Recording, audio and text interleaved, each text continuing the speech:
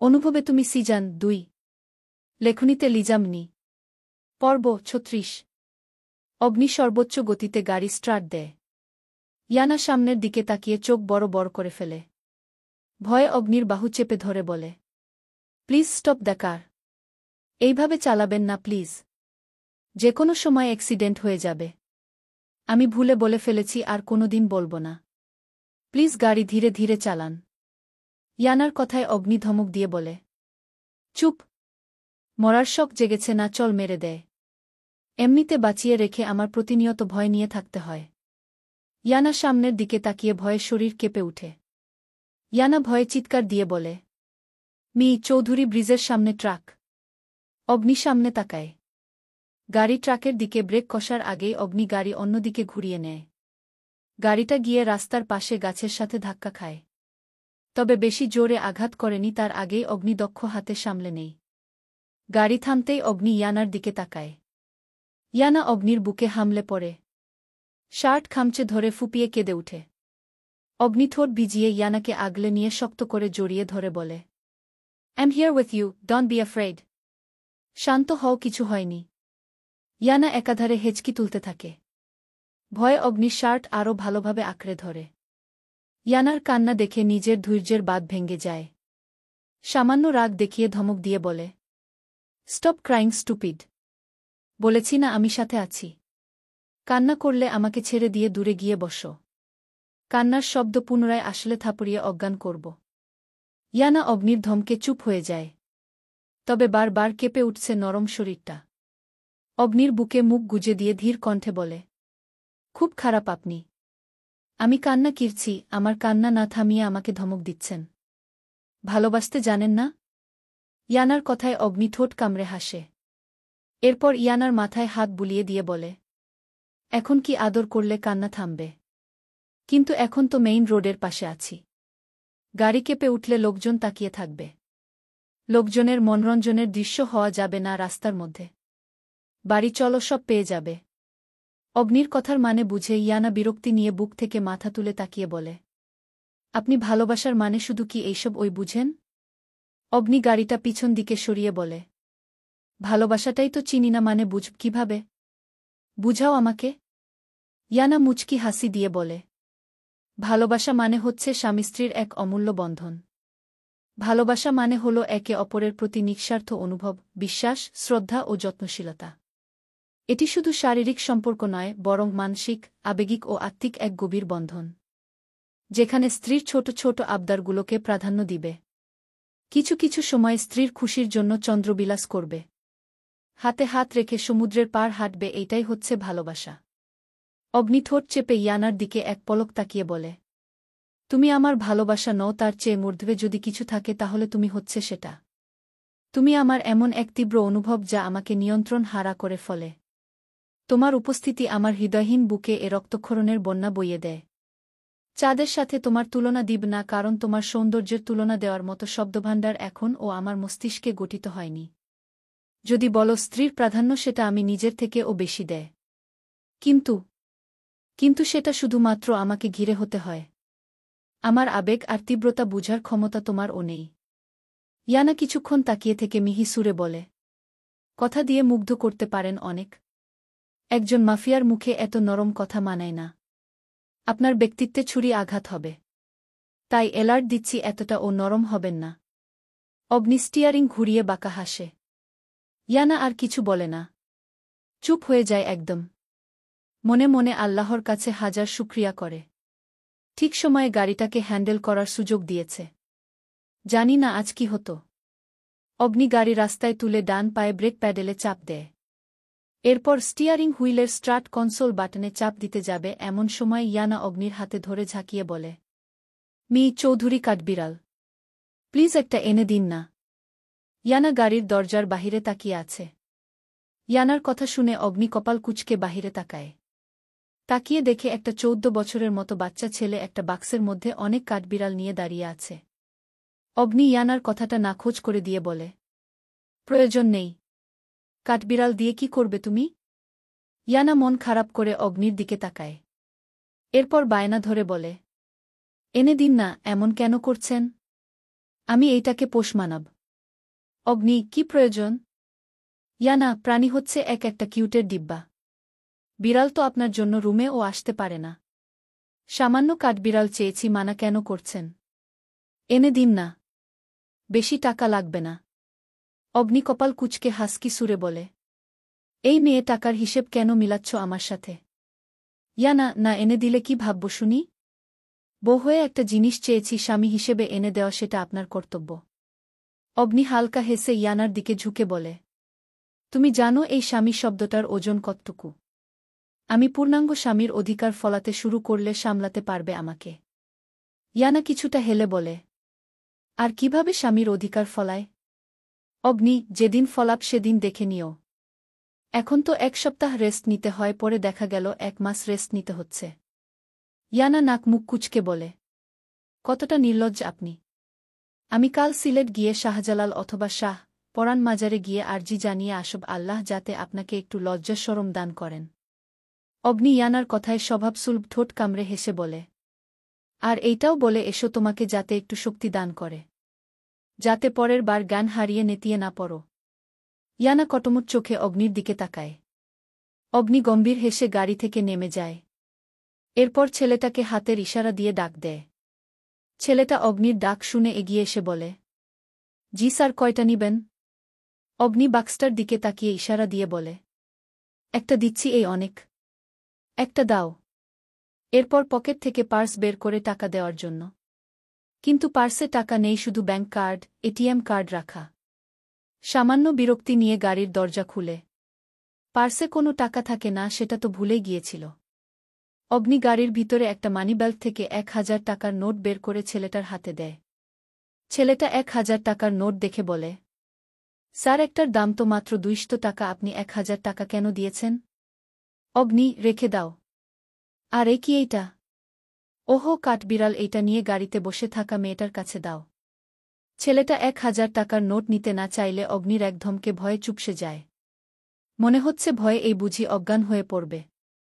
ছেলেটা ইয়ানার হাতে কাঠবিড়াল দিয়ে দ্রুত এখান থেকে প্রস্থান করে। ইয়ানা বিড়ালটাকে নিয়ে সামনে ধরে। দেখতে সাধারণত ধূসর বাদামি রঙের। পিঠে সাদা কালো ডোরা দাগ। লেজটা তোলার মতো ঝুটি করা। দেখতে মোটা আর লম্বা। ইয়ানা চোখগুলোর দিকে তাকিয়ে বলে।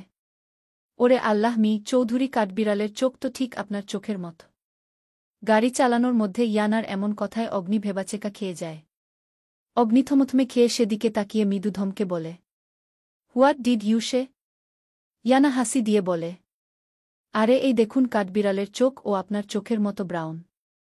আপনারটা কম আর এইটা বেশি, এইটাই পার্থক্য। অগ্নি বিড়বিড় করে বলে। স্টুপিড! ইয়ানা বিড়ালটার গায়ে হাত বুলিয়ে দিয়ে বলে। তোর কি নাম রাখা যায় বলতো? নতুন বাচ্চাদের তো নাম রাখতে হয়। আর তুইও নতুন। যেহেতু তুই আমার বাচ্চা, সেহেতু তোর নামটা তো ইউনিক হতেই হবে। ইয়ানার এমন কথায় অগ্নি বিরক্তি স্বরে ফুঁসে উঠে বলে। তোমাকে তো আমি প্রতিনিয়ত বার্থ কন্ট্রোল লোস্ট্রিন পিল খাওয়াচ্ছি। এত সতর্কতার পরে ও বাচ্চা আসলো কোথা থেকে তোমার? তাও আবার কাঠবিড়ালের বাচ্চা। ইয়ানা অগ্নির দিকে তাকায়, তবে রাগ বা বিরক্তির ভাব ফুটিয়ে তুলে না। শান্ত সুরে বলে। একদিন রাস্তা দিয়ে হাঁটছিলাম, পরে একটা গাছের সামনে উস্টা খেয়ে পড়ি। পরে আর কি, ব্যাস আমি কাঠবিড়ালের মা হয়ে যায়। তখন তো আর আপনার সুনামধন্য পিল খাওয়াননি। কি আর করার, ভুলবশত হয়ে গেছে। ইয়ানা কথাগুলো বলে এক ফুস করে নিঃশ্বাস ছাড়ে। অগ্নি ইয়ানার কথায় চমকালে ও কিছু বলে না। অগ্নির লাল কালারের রোলস রয়েস গাড়িটি চৌধুরী ভিলায় গিয়ে থামে। ইয়ানা কাঠবিড়ালটাকে নিয়ে গাড়ি থেকে নেমে অগ্নিকে রেখে চলে যায়। দরজার সামনে গিয়ে কিছু একটা মনে পড়তেই পিছনে ফিরে তাকায়। দেখে অগ্নি পুনরায় গাড়িতে গিয়ে বসছে। ইয়ানা দ্রুত অগ্নির কাছে গিয়ে ভয়ে বলে। চৌধুর আজ বাহিরে যাওয়ার দরকার নেই। ইয়ানার এমন কথায় অগ্নি সন্দেহ দৃষ্টিতে ইয়ানার দিকে তাকিয়ে বলে। কেন? আর কি চাই? রাতের সব হবে, এখন কাজ আছে আমার। ইয়ানা অগ্নির বাহু ধরে বলে। যা চান আজ আমি তাই দিব। তবুও বাহিরে যাবেন না প্লিজ। অগ্নি ইয়ানার এমন মিনতি দেখে চোখে চোখ রেখে গালে হাত দিয়ে হালকা গলায় বলে। কি হয়েছে তোমার? আজ নিজ থেকে আলিঙ্গন করছ? চলো রুমে যাই। ইয়ানা মাথা নিচু করে মিহি সুরে বলে। রাশেদ স্যারকে কিছু করবেন না প্লিজ। আপনি বাহিরে গেলে আজ নিশ্চয় একটা অঘটন ঘটবানে। ইয়ানার গালে রাখা আদুরে স্পর্শের হাতটা শক্ত হয়ে যায়। আকস্মিক চেপে ধরে গাল। ইয়ানা অসহায় হয়ে চোখ বন্ধ করে। অগ্নির আগে চোয়াল শক্ত করে বলে, তাহলে এই অনুভূতিটা অন্যজনের জন্য ছিল। এই কাছে আসার চাহিদাটা অন্যজনের জন্য মিনতি ছিল। আমার অনুভূতির সাথে ছলনা করিস? হ্যাঁ বলেছি না, তোর চোখে অন্যজনের জন্য কান্না আসলে তার আয়ু ঘনিয়ে আসবে। তুই কেন অন্যজনের জন্য কাঁদবি? তোর চোখের পানি থাকবে শুধু আমাকে ঘিরে। আর কখনো যাতে এমন না দেখি। লাস্ট ওয়ার্নিং দিলাম, এর আগেও অনেকবার দিয়েছি। পরের বার ওয়ার্নিং দিব না, সোজা পদক্ষেপ নিব। অগ্নি ইয়ানাকে ছেড়ে দিয়ে সোজা গাড়িতে গিয়ে বসে। ইয়ানা বুঝে উঠার আগেই গাড়ি নিয়ে চোখের সামনে দিয়ে চলে যায়। ইয়ানা শুধু অসহায় চোখে তাকিয়ে থাকে সেদিকে। ভিতরে আতঙ্ক আর ভয়ে হাহাকার করে উঠে। বিনা অপরাধে রাশেদ স্যার কি তবে বলির পাঠা হবে? আকাশ ভার্সিটি শেষ করে বাসায় যায়। আকাশের মা রিনিতা বেগম ডিভানে বসে টিভি দেখছিলেন। সাথে অবনীও বসে আছে। অবনীকে দেখে আকাশ কিছুটা চমকে উঠে। তাদের আইনিভাবে ছোটখাটো বিয়ে হয়েছে। অবনী আর আকাশের 2 বছরের রিলেশন ছিল। এক পর্যায়ে সবাই জানাজানি হলে শুধু বিয়ে করিয়ে রাখে। আকাশের পড়াশোনা শেষ হলে অনুষ্ঠান করে তাদের এক করা হবে। এখন আপাতত তারা আলাদা থাকে। বিয়ের পর থেকে অবনী সচরাচর এই বাড়িতে আসে না। আকাশ কাল থেকে ফোন দিচ্ছিল অবনীকে, কিন্তু ধরেনি সে। তাই কাল থেকে অবনীর প্রতি রাগ জমেছিল। পরে ভার্সিটিতে হোল্লা পার্টিকে পেয়ে কিছুক্ষণ সে কথা ভুলে থেকে। এখন আবার চোখের সামনে অবনীকে দেখে রাগটা মাথায় চেপে বসে। তাই অবনীকে পাত্তা না দিয়ে রিনিতা বেগমের উদ্দেশ্যে বলে, আম্মু আমি ফ্রেশ হচ্ছি, খাবারটা উপরে পাঠিয়ে দিও। নিচে আসার আর মুড নেই। আকাশ আর এক মুহূর্ত না দাঁড়িয়ে উপরে চলে যায়। রিনিতা বেগম আবনির দিকে তাকিয়ে বলে, এর আবার কি হলো? তোর সাথে কথা না বলেই উপরে চলে গেল। ফোনে ঝগড়া হয়েছে তোদের? অবনী সিঁড়ির দিকে এক পলক তাকিয়ে বলে, না ফুপি, ঝগড়া হয়নি। তুমি তো জানো তোমার ছেলের পুরো শরীরে কারেন্ট। কিছু হওয়ার আগেই ছেদ করে উঠে। আমার তো মাঝে মাঝে সন্দেহ হয় তোমাদের ঘরে এমন ছেলে হয়েছে নাকি রাস্তা থেকে পেয়ে এনেছ। অবনীর কথায় রিনিতা বেগম কান মলা দিয়ে বলে, নিজের হাজব্যান্ডকে রাস্তার বালছিস মুখে আটকাচ্ছে না। অবনী কানে হাত দিয়ে বলে, ও ফুপি কান ছাড়ো, লাগছে খুব। আর কিছু বলবো না তোমার আদরের ছেলেকে। রিনিতা বেগম কান ছেড়ে খাবার ধরিয়ে দিয়ে বলে, মনে থাকে যেন। এইবার যা খাবারটা নিয়ে নবাবের রুমে দিয়ে আয়। অবনী আমি নিয়ে যাব। রিনিতা বেগম হুম যা। অবনী কাউচের উপর প্লেট রেখে বলে, ও ফুপি আমি পারব না। দেখেনো তোমার ছেলে কিভাবে রেগে আছে। রুমে গেলে নিশ্চয় মায়ের দিবে। আমি যাব না ফুপি, তোমার ছেলের খাবার তুমি নিয়ে দিয়ে আসো। রিনিতা বেগম কপাল কুঁচকে বলে, এইমাত্র না বললি তোদের মধ্যে ঝগড়া হয়নি? অবনী অসহায় হয়ে বলে, হয়নি তো, কিন্তু জানি না কেন রেগে আছে। রিমিতা বেগম স্বামী রাগ করলে সেই রাগ স্ত্রীকেই ভাঙাতে হয়। তুই ছাড়া আর কে ভাঙাবে আমার ছেলের রাগ শুনি? রিমিতা বেগমের কথায় অবনী লজ্জায় মাথা নিচু করে ফেলে। স্বামী স্ত্রী কথাটা ভাবতেই যেন শরীরে এক অদ্ভুত শিহরণ জেগে উঠে। অবনীর লজ্জা দেখে রিনিতা বেগম হাসি দিয়ে বলে, লজ্জা কেন পাচ্ছিস? বিয়ে তো হয়েই গেছে, শুধু তোকে আমার ঘরে আনা বাকি। অবনী লজ্জায় আর ও নুয়ে যায়। বিড়বিড় করে বলে, যাচ্ছি আমি তোমার ছেলের খাবার নিয়ে। এরপর কাউচ থেকে খাবারের প্লেট নিয়ে সোজা উপরে চলে যায়। রিনিতা বেগম অবনীর কান দেখে সামান্য আওয়াজে হেসে উঠে। অবনী আকাশের রুমের সামনে যায়। দরজায় হাত রাখতেই খুলে যায়। সে রুমে ঢুকে ঠিক সে সময় আকাশ শাওয়ার শেষ করে বের হয়। কোমরে টাওয়েল ড্যাপ পেঁচানো। অবনী সেদিকে তাকিয়ে অটোমেটিক চোখ বড় বড় করে ফেলে।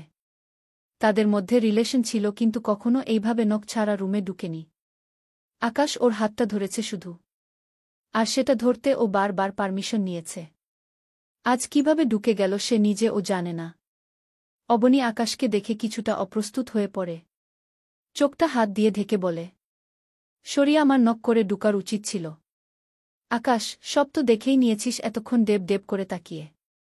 এখন আবার চোখে হাত দিয়েছিস কেন? অবনী তার জন্য ও সরি। মানুষ মাত্র ওই তো ভুল বলো। আগে তো কখনো নখ ছাড়া প্রবেশ করিনি, আজ জানি না কেন নখ করার কথা ভুলে গিয়েছিলাম। আকাশ একদম অবনীর কাছে এসে দাঁড়ায়। এরপর গম্ভীর হয়ে বলে, হাত সরাহ। এইভাবে আঙ্গুলের ফাঁক দিয়ে সব দেখছিস, আবার ন্যাকামো করছিস কেন? আকাশের কথা শুনে অবনী চট করে হাত সরিয়ে নেয়। কিভাবে বুঝলামই যে দেখছিলাম? আকাশ নিজের রাগটাকে সামলাতে না পেরে অবনীর বাহু চেপে ধরে তিরিক্ষি মেজাজে বলে, ইন্টারেস্ট উঠে গেছে আমার প্রতি। যেই বিয়ে করে বউ বানিয়েছি তখন ওই সব ইন্টারেস্ট উঠে গিয়েছে, তাই না? কই আগে তো রাত দিন আমাকে ফোন দিয়ে জ্বালিয়ে মারতি। এখন কেন দিনে একবার ও ফোন দিতে ইচ্ছে হয় না? তুই দিস না ভালো, আমি যে বারবার কাল রাতে এতগুলো ফোন দিয়েছি, ধরার প্রয়োজন বোধ করিসনি? নাকি ধরতে ইচ্ছে হয়নি? নতুন কাউকে পেয়েছি? হ্যাঁ। আকাশের এমন কঠিন শব্দে অবনীর চোখে পানি চলে আসে। আকাশ শাসন করলে ও এতটা রুড হয় না। শান্তভাবে ওকে বুঝায়, আজ কেন এইসব বলছে? অবনী চোখের পানি ছেড়ে বলে, কী সব বলছো এইগুলো? তোমাকে ছাড়া আমি কাউকে কল্পনাও করতে পারি না। আজ আমার এক্সাম শেষ হয়েছে। আজ লাস্ট এক্সাম ছিল। তুমি তো জানো আমি উচ্চতর গণিতে খুব উইক। তাই সব কিছু বন্ধ করে দিয়ে ম্যাথ করেছি। তোমাকে ফোন দিতে চেয়েছিলাম কিন্তু ইচ্ছে করেই দেয়নি। তোমার সাথে কথা শুরু হলে 1-2 ঘন্টা চলে যায়। তাই ইচ্ছে করে দেয়নি। আর তুমি আমাকে সন্দেহ করছো? অবনীর চোখের পানি দেখে আকাশের রাগটা কমে আসে। মেয়েটা তার বড্ড আদুরের। মাথা ঠান্ডা করে অবনীর 2 বাহুতে ধরে বলে, সরি, আর কান্না করিস না সোনা। তুই তো জানিস তোর সাথে কথা না বললে আমি পাগল হয়ে যায়। তার উপর তোর এমন অবহেলা, রাগ হচ্ছিল প্রচুর। তাই অজান্তেই আঘাত দিয়ে দিয়েছে। অবনী কান্না বন্ধ করে নিজের 2 বাহুর দিকে তাকায়। এই প্রথম তাকে স্পর্শ করেছে। অবনীর এমন তাকানো দেখে আকাশ মুচকি হাসে। অবনী বোকার মতো আকাশের দিকে তাকায়।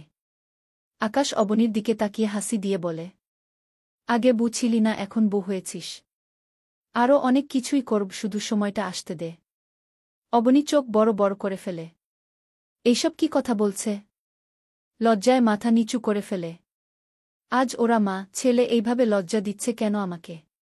অবনীকে এইভাবে লজ্জা পেতে দেখে আকাশ প্রতিবারের মতো মাথায় গাঁটটা মেরে বলে, লজ্জা না পেয়ে এসে পতি সেবা কর, কাজে আসবে। একদিনের জন্য এসেছিস, ভালো করে স্ত্রীর দায়িত্ব পালন করে যা। খাইয়ে দে আমাকে। অবনী আকাশের দিকে তাকায়। আকাশ ভ্রু নাচিয়ে বলে, কি হলো আয়? ওইখানে খাম্বার মতো দাঁড়িয়ে আছিস কেন? আগে কখনো খাইয়ে দেসনি। অবনী নিজের ভাবনা থেকে বেরিয়ে এসে হাত ওয়াশ করে এসে আকাশের সামনে বসে। এরপর প্লেটটা হাতে নিয়ে 1 লোকমা ভাত আকাশের মুখের সামনে তুলে ধরে।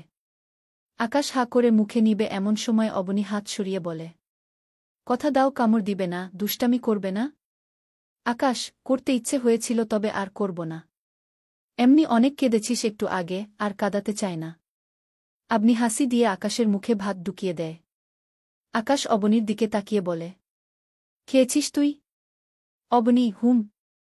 এসেই খেয়েছিলাম। আকাশ, কেমন স্ত্রীরে তুই, স্বামীর জন্য একটু অপেক্ষা করতে পারলি না? তুই জানিস না এই টাইমে আমি বাড়িতে আসি। অবনী, খিদে পেয়েছিল তাই খেয়ে নিয়েছি। আমি এখনও তোমার বাড়িতে আসিনি। স্ত্রী বলে বলে বারবার লজ্জা কেন দিচ্ছ আমাকে? অবনীর কথায় আকাশ ঠোঁট উল্টে তাকায়। এরপর হালকা হাসি দিয়ে বলে, তোর লজ্জা আছে? তোর বয়সে থাকতে আমি খেলাধুলা করেছি আর তুই কাজিনের সাথে প্রেম করেছিস। ছিহহ অবনী, তুই অন্তত লজ্জার কথাটা বলিস না। আকাশের কথায় অবনী ফুঁসে উঠে বলে, খাওয়াব না আমি তোমাকে? নিজের খাবার নিজের হাতে খাও। আমি তোমার প্রতি একটু একটু দুর্বল ছিলাম, আমার ভালো লাগত। আর তুমি সেই সুযোগে আমাকে ভয় দেখিয়েছ কথা বলার জন্য। নামে আমাদের সম্পর্ক ছিল। বলো বলো, আমি তোমার সাথে কবে থেকে প্রেম করি? মাত্র 1 বছর হবে, না হলে এর আগে তো তোমার ভয়ে কথা বলতাম শুধু। আর এখন আমাকে খুঁটা দিচ্ছ? অবনী গাল ফুলিয়ে বিছানা থেকে উঠতে নিবে তার আগেই আকাশ হাত ধরে বসিয়ে দেয়। এরপর গালে 2 পাশে 2টা আলতো চাপ দিয়ে বলে, গাল এতক্ষণ ফোলানো ছিল, এখন হাওয়া বের হয়ে গিয়েছে। মজা করেছি, রাগ করছিস কেন এইভাবে? আর এইভাবে কখনো বউ সাজে আমার রুমে আসবি না। হঠাৎ কিছু একটা করে ফেললে নিজেই কান্নাকাটি করে বুক ভাসাবি। আমি ছেলে মানুষ অবনী, আর তুই আমার স্ত্রী। এইভাবে আসলে তো নিজেকে নিয়ন্ত্রণ করা মুশকিল হয়ে পড়বে। যাহ, এখন আম্মুর কাছে অথবা বাড়িতে যেতে চাইলে চলে যা। রাতে ফোন দিব রিসিভ করিস।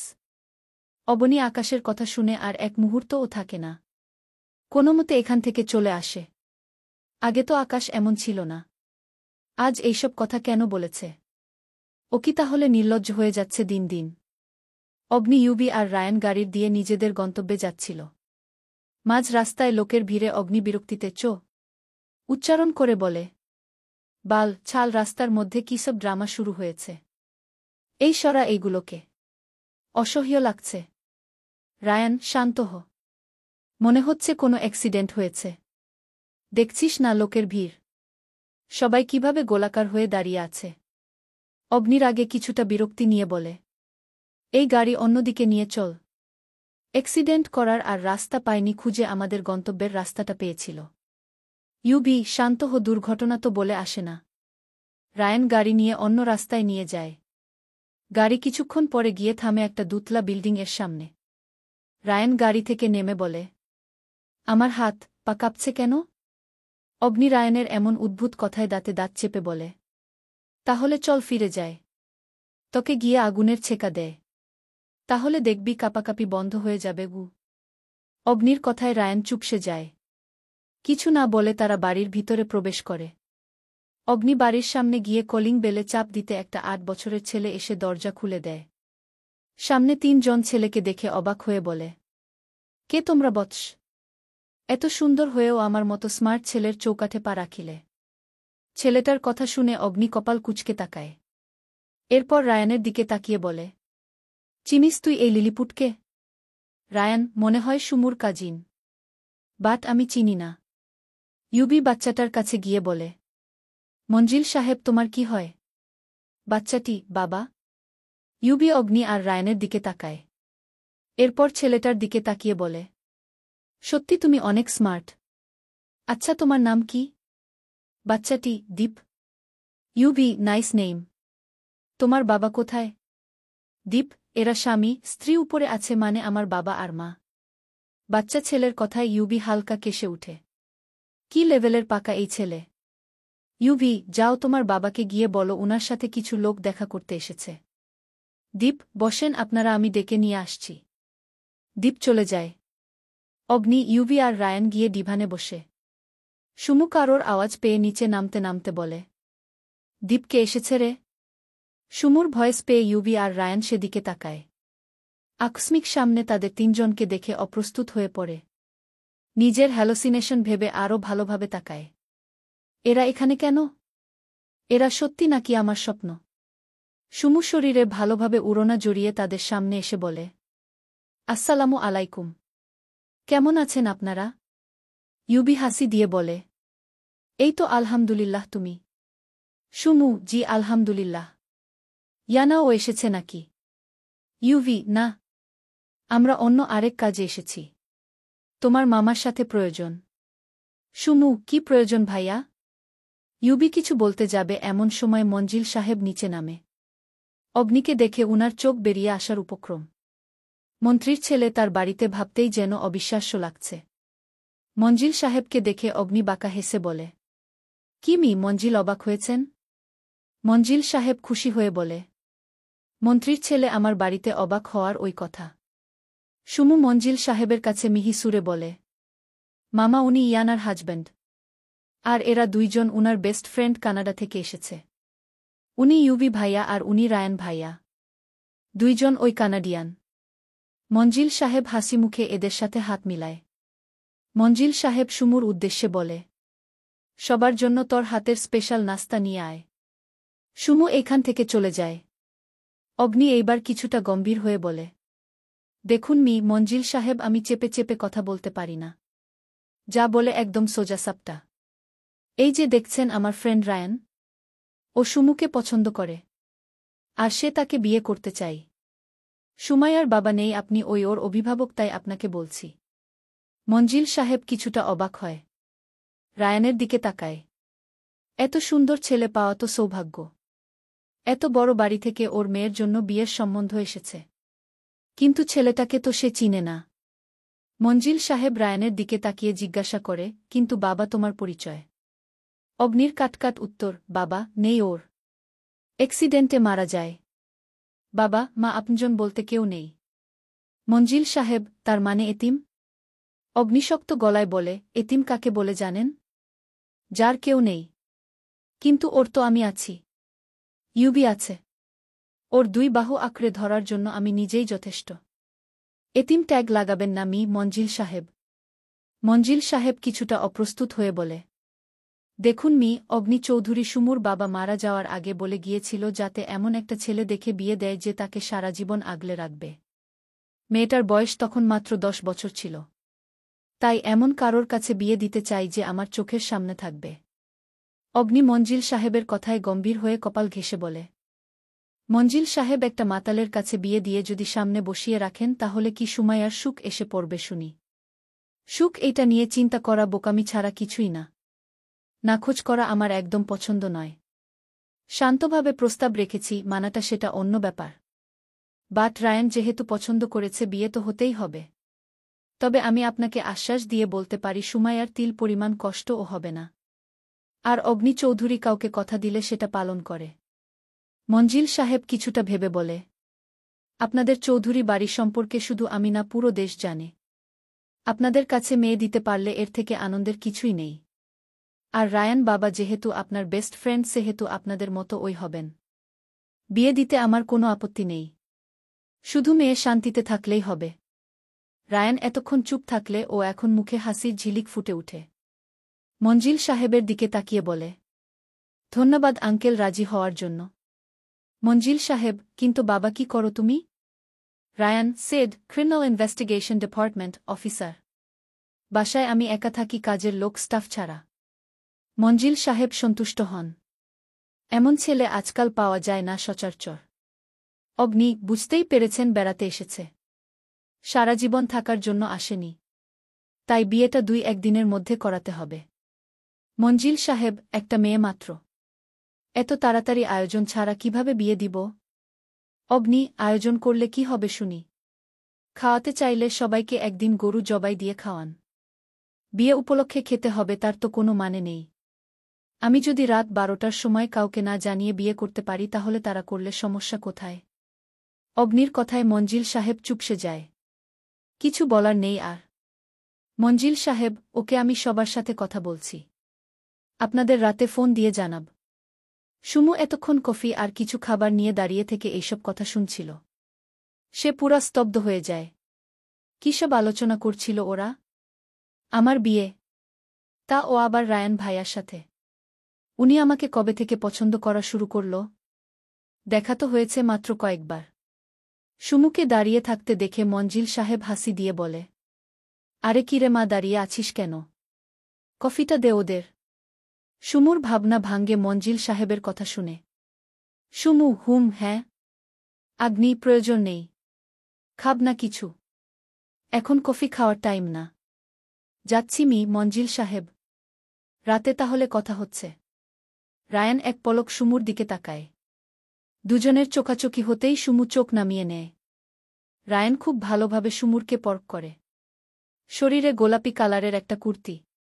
মাথায় উড়োনা টেনে রেখেছে ফলে মায়াবী মুখটা আর ও মায়াবী দেখাচ্ছে। হালকা হেসে চোখ সরিয়ে নেয়।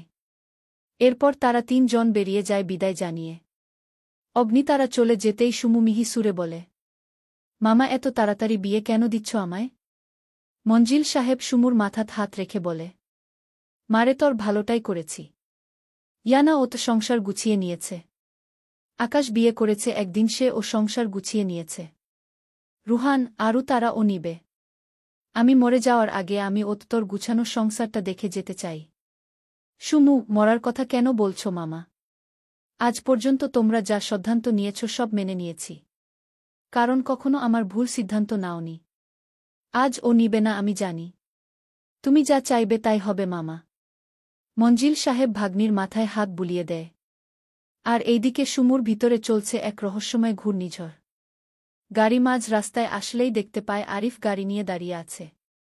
অগ্নি গাড়ি থেকে নেমে ইউভি আর রায়ানের উদ্দেশ্যে বলে, আমার কাজ আছে, তোরা চৌধুরী ভিলায় ফিরে যা। ইয়ানা যদি জিজ্ঞাসা করে কিছু তাহলে বলবি কাজে আছে। ইউবি কপাল কুঁচকে বলে, রাত হয়ে আসছে, এখন আবার কি কাজ? অগ্নি রহস্যময় হাসি দিয়ে এখান থেকে চলে যায়। অগ্নির হাসি দেখে ইউবি বিড়বিড় করে বলে, সাইকো। আরিফ গাড়ির কাউচের দিকে তাকিয়ে রায়ানের উদ্দেশ্যে বলে, ভাই বিয়ে কি ঠিক হয়ে গিয়েছে? রায়ান, হুম।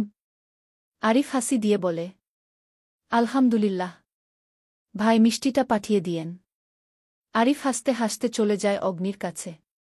এরপর সিটে বসে গাড়ি স্টার্ট দেয়। মুহূর্তেই গাড়িটি চলে যেতে থাকে গন্তব্যে। চলবে। অনুভবে তুমি সিজন 2। লেখনীতে লিজামনি। পর্ব 37। অন্ধকার রুমে আবছা আলোতে চেয়ারে বাঁধা অবস্থায় আছে একজন লোক।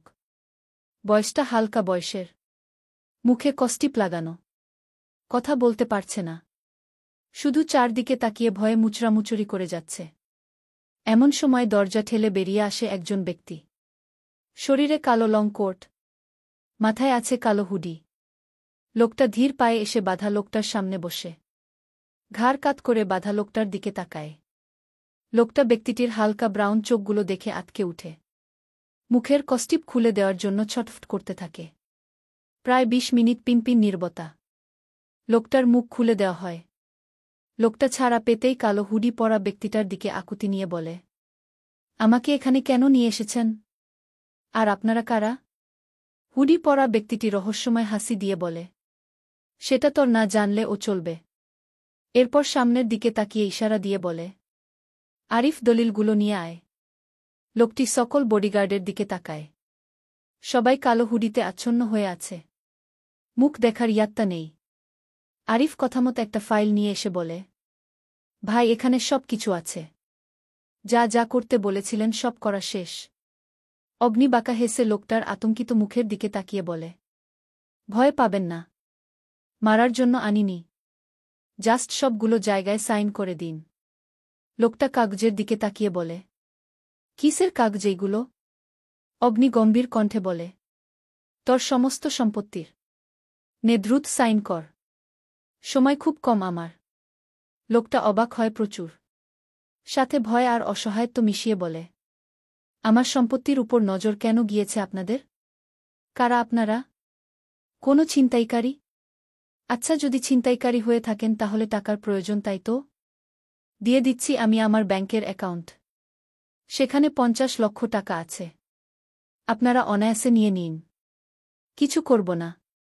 পুলিশ ফাইলও করব না। তবুও ছেড়ে দিন আমাকে। অগ্নিশান্ত চোখে লোকটার দিকে তাকায়। এরপর ধীরে ধীরে উচ্চস্বরে হেসে উঠে। অগ্নির সেই ভয়ানক হাসিতে লোকটা কেঁপে উঠে। সিটিয়ে যায় চেয়ারের সাথে। অগ্নি চেয়ার থেকে উঠে দাঁড়ায়। এরপর লোকটার দিকে ঝুঁকে হিসিয়ে বলে, টাকার গরম দেখাচ্ছিস তুই আমার সাথে? তুই জানিস আমি কে? তোর মতো এমন লোককে আমি লক্ষবার কিনে নিতে পারি। কিন্তু এত টাকার মালিক হয়ে কি লাভ যদি আমার বুকে ছোটলোক উপাধি শুনতে হয়? আর সেই উপাধিকে দিয়েছে জানিস? লোকটা ভয়ে ঘেমে যায়। হালকা মাথা নাড়িয়ে না বলে। অগ্নিশান্ত আওয়াজে একদম মিহি সুরে বলে, তোর মেয়ে। হ্যাঁ, তোর মেয়ে আমার বুকে ছোটলোক, গরিব বলেছে। আমার বউয়ের সামান্য চুলের সমান হতে পারবে তোর মেয়ে। তাহলে ছোট লোক কেন বলল তোর মেয়ে? এইবার তোর সব সম্পত্তি নিয়ে তোদের পথে বসাব। আর তোর মেয়ের হবে এটাই শিক্ষা, যাতে পরের বার আমার বউয়ের দিকে তাকালেও কেঁপে উঠে। লোকটা আতঙ্কিত হয়ে বলে, ও ছেলেমানুষ একটু, তাই ভুল করে বলে ফেলেছে।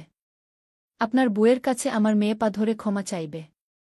তবুও প্লিজ আমাদের এত বড় সর্বনাশ করবেন না।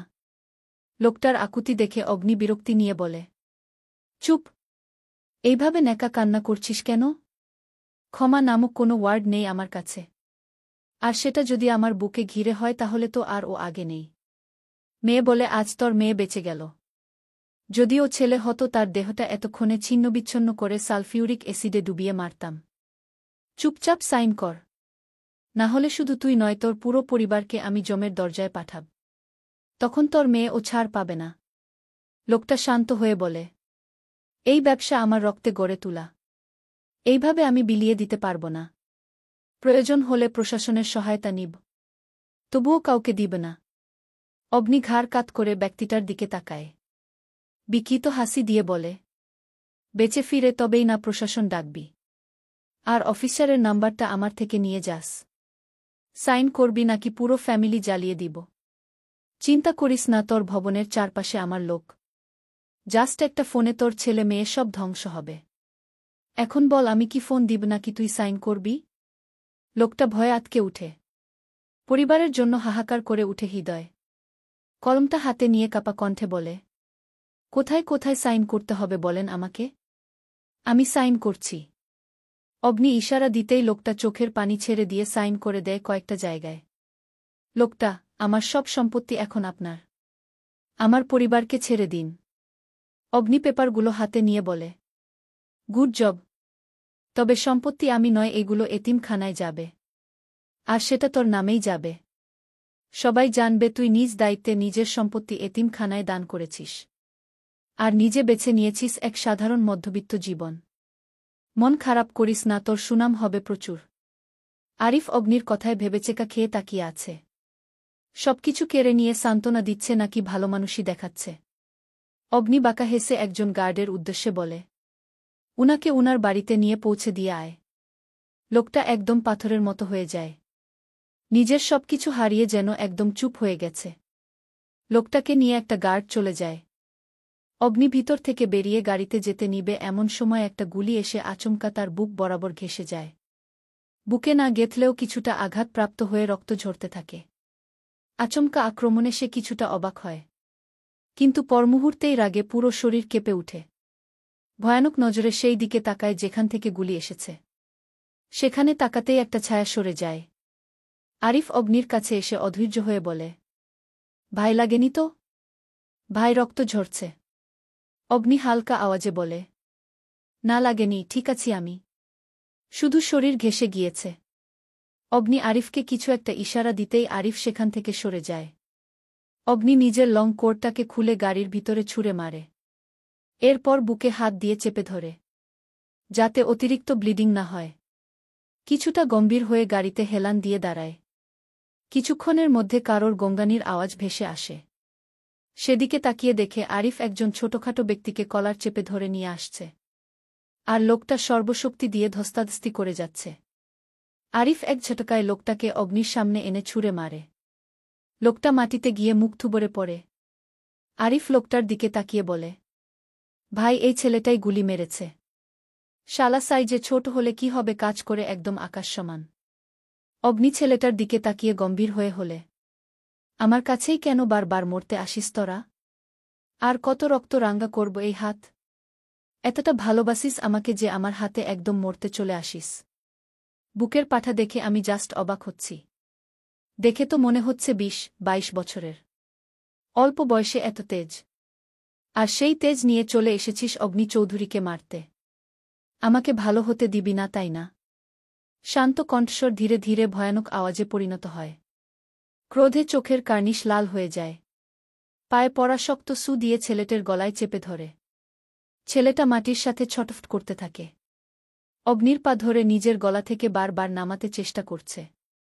যতবার ছাড়ানোর চেষ্টা করছে ততবার আঘাত আরও শক্ত হয়ে পড়ছে। ছেলেটার গলা থেকে গড়গড় করে রক্ত পড়তে থাকে। অগ্নি দাঁতে দাঁত পিষে বলে, তোকে তো কোনো দলের লোক মনে হয় না। তাহলে কে দিয়েছে তোকে এই কাজ? লোকটা অসহায়ত্ব নিয়ে অগ্নির দিকে তাকায়। কথা বলার মতো শক্তি নেই। গলা দিয়ে আওয়াজ বের হচ্ছে না। শুধু গলার গেরগের শব্দ বের হচ্ছে। ছেলেটার চোখ উল্টে যাবে এমন পর্যায়ে। পুরো মুখ লাল হয়ে রগ ভেসে উঠেছে। তবুও কষ্ট করে কয়েকটা শব্দ উচ্চারণ করে বলে, চি নিনা, আমি। কটা লোক ফোন করে জানিয়েছে আপনাকে মারলে আমাকে 20 লক্ষ টাকা দিবে।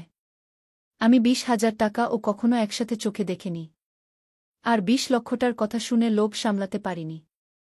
ছেলেটার জবানবন্দি শোনার পর অগ্নি পরপর 6টা গুলিবিদ্ধ করে। 6টা গুলি বুক, পাঁজর, মস্তিষ্ক, বক্ষ ছিন্ন বিচ্ছিন্ন করে ফেলে। ছেলেটার চোখ উল্টে আসে। রক্তে ভেসে যায় বাহিরের ঝোপঝাড় পূর্ণ মাটি। অগ্নি বন্দুকটা গাড়িতে রেখে বিড়বিড় করে বলে, লোভের কারণে চলে এসেছিস মারতে? জেনে তো আসবি আমি কে। এরপর ভিতরে থাকা গার্ডদের ইশারা দেয়, যাতে লাশটাকে নিয়ে সালফিউরিক অ্যাসিডে ডুবিয়ে দেয় আর রক্তগুলো পরিষ্কার করে ফেলে। অগ্নি গাড়িতে গিয়ে বসে।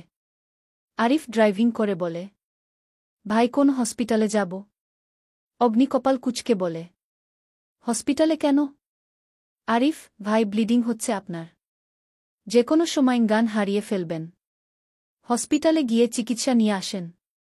অগ্নি বিরক্তি নিয়ে বলে, সুস্থ মানুষকে অসুস্থ কেন বানিয়ে দিচ্ছিস হসপিটালের নাম ভাঙ্গিয়ে? এইসব ব্লিডিং কমে যাবে বুয়ের কাছে গেলেই। একদম সুস্থ হয়ে যাব। আরিফ অবাক হয়ে বলে, বুয়ের কাছে গেলে ব্লিডিং কমে যায় ভাই? ভাবি কি ডাক্তার নাকি সায়েন্স আপনি নিজে আবিষ্কার করছেন? অগ্নি গাড়িতে থাকা ফার্স্ট বক্স থেকে ব্যান্ডেজ বের করে বুকে বেঁধে বলে, তুই আগামী 6 বছর বিয়ে করতে পারবি না আরিফ। আমার বুয়ের ডাক্তারির দিকে তুই আঙ্গুল তুলে আমার নামে চালিয়ে দিচ্ছিস। এমন সায়েন্স আমি নয়, ও নিজে আবিষ্কার করেছে। দেখিস না আমি ওর কাছে গেলে নিজেকে হারিয়ে ফেলি। আরিফ হতাভাগ হয়ে বলে, ভাই বয়স আমার 26। আরও 6 বছর পর আমাকে কে বিয়ে করবে? আমি তো ভাই জানতাম না এইটা ভাবির আবিষ্কার। অগ্নি, গার্লস স্কুলের সামনে গিয়ে দাঁড়াবি, দেখবি অনেক বাচ্চাকে তাদের মায়েরা কোলে করে নিয়ে স্কুলে দিয়ে আসছে। সেই বাচ্চাদের মধ্যে কাউকে পছন্দ করে ফেলবি। 6 বছর পর দেখবি সেই মেয়েটাও বড় হয়ে গিয়েছে। আরিফ হতাশ হয়ে বলে, বিয়ে করে বুকে কোলে করে ফিডিং করাব? এত বড় শাস্তি আমাকে দিতে পারেন না ভাই। অগ্নি, এইটা তো তোর গর্ব। কয়জনের ভাগ্যে আছে এমন বুকে কোলে পিঠে করে বড় করার? আর একটা কথা না বলে আমাকে দ্রুত বাড়িতে নিয়ে চল। রাত 1টা বাজে, নিশ্চয় বুটা একা বিছানায় ছটফট করছে, স্বামী পাশে না থাকার হাহাকারে। আরিফ মনে মনে ভাবে, ভাই এত নির্লজ্জ হলে কবে থেকে? এই গম্ভীর, হিংস্র, রাগী মানুষটা ও কাউকে এতটা ভালোবাসতে পারে? ইয়ানা ডিভানে বসে থাকা অবস্থায় গভীর ঘুমে আচ্ছন্ন। চুলগুলো এলোমেলো হয়ে আছে। উড়নাটা গলার সাথে পেঁচিয়ে আছে। এক পা ডিভানে তুলে রাখা, আরেক পা কাউচের উপর। মাথাটা এক সাইটে হেলে পড়ে আছে। ডিম লাইটের লাল আলোতে ইয়ানার মায়াবী ফর্সা মুখশ্রীটা ভেসে উঠে। রুমে ঢুকে ইয়ানার এমন অবস্থা দেখে অগ্নি হালকা হাসে। এত বড় বিছানা থাকতে এই মেয়ে ডিভানে বসে এইভাবে পাগলের মতো কেন ঘুমাচ্ছে? অগ্নি ঠোঁট কামড়ে হেসে ইয়ানার কাছে যায়। এরপর চুলগুলো কানের কাছে গুজে দিয়ে কপালে আর গলায় কয়েকটা চুমু খায়। ইয়ানা কিছুটা নড়ে উঠে। অগ্নি হালকা হাসে। ইয়ানার মুখের দিকে কিছুক্ষণ তাকিয়ে থেকে আনমনে বলে, অনুভবের শেহজাদি এতটা আকর্ষিত কেন তুমি? অ্যালকোহল খেয়ে ও আমি মাতাল হয়ে যায় না, অথচ তোমার কাছে আসলেই মাতাল হয়ে যায়।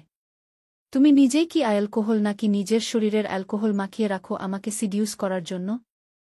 ইয়ানার শব্দ না পেয়ে অগ্নি মুচকি হেসে পাজা কোলে তুলে নেয়। ইয়ানা কোলে নিতেই ক্ষতস্থানে টান অনুভব হয়। ব্যথায় চোখ বন্ধ করে ফেলে। ইয়ানাকে বিছানায় শুইয়ে দিয়ে সরে আসতে নিবে এমন সময় চট করে ইয়ানা চোখ খুলে তাকায়। অগ্নির উপস্থিতি পেয়ে তার দিকে না তাকিয়ে অধৈর্য হয়ে প্রশ্ন করে, কেন করেছেন এমন? কেন অ্যাক্সিডেন্ট করিয়েছেন রাশেদ স্যারকে? অগ্নি ইয়ানার আওয়াজ পেয়ে পিছনে ফিরে কপাল কুঁচকে বলে, মানে? আমি কখন রাশেদকে অ্যাক্সিডেন্ট করাতে গেলাম? ইয়ানা বিছানা থেকে নেমের আগে অগ্নির কলার চেপে ধরে বলে, একদম ইনোসেন্ট সাজার চেষ্টা করবেন না। আপনি কিন্তু মোটেও ইনোসেন্ট নন। একটা পিশাচ জানোয়ার আপনি। এত অভিনয় কেন করেন আমার সাথে? আমি বোকা তাই? নাকি আপনার প্রেমে অন্ধ দেখে? এত কিছুর পর ও আপনার থেকে আলাদা হতে পারছি না দেখে এই দুর্বলতার সুযোগ নেন? আমার অনুভূতি নিয়ে খেলেন কেন বারবার? ইয়ানা অগ্নির কলার চেপে ধরাতে তার হাত গিয়ে ক্ষত বরাবর ঠেকে। ফলে কাঁচা ঘা আরও তরতাজা হয়ে উঠে।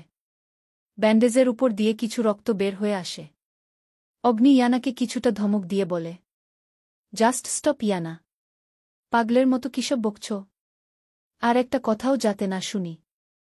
ইয়ানা চোখের পানি ছেড়ে বলে, ক্ষমতা আছে আপনার কাছে, তাই যা ইচ্ছে তাই করতে পারবেন। কিন্তু নির্দোষ ব্যক্তিদের কেন মারেন? তাদের তো পরিবার আছে। আপনি বুঝেন পরিবার হারানোর যন্ত্রণা? আপনি কি করে বুঝবেন মায়া আর ভালোবাসা? সারা জীবন তো থেকেছেন অসামাজিক পরিবেশে। আপনি জানেন রাশেদ স্যার হসপিটালে মৃত্যুর সাথে পাঞ্জা লড়ছে। উনার বউ বাচ্চা করিডরে বসে কান্না করছে। আর আপনি দিব্যি ঘুরে বেড়াচ্ছেন। আমার কথার কোনো দাম নেই না আপনার কাছে?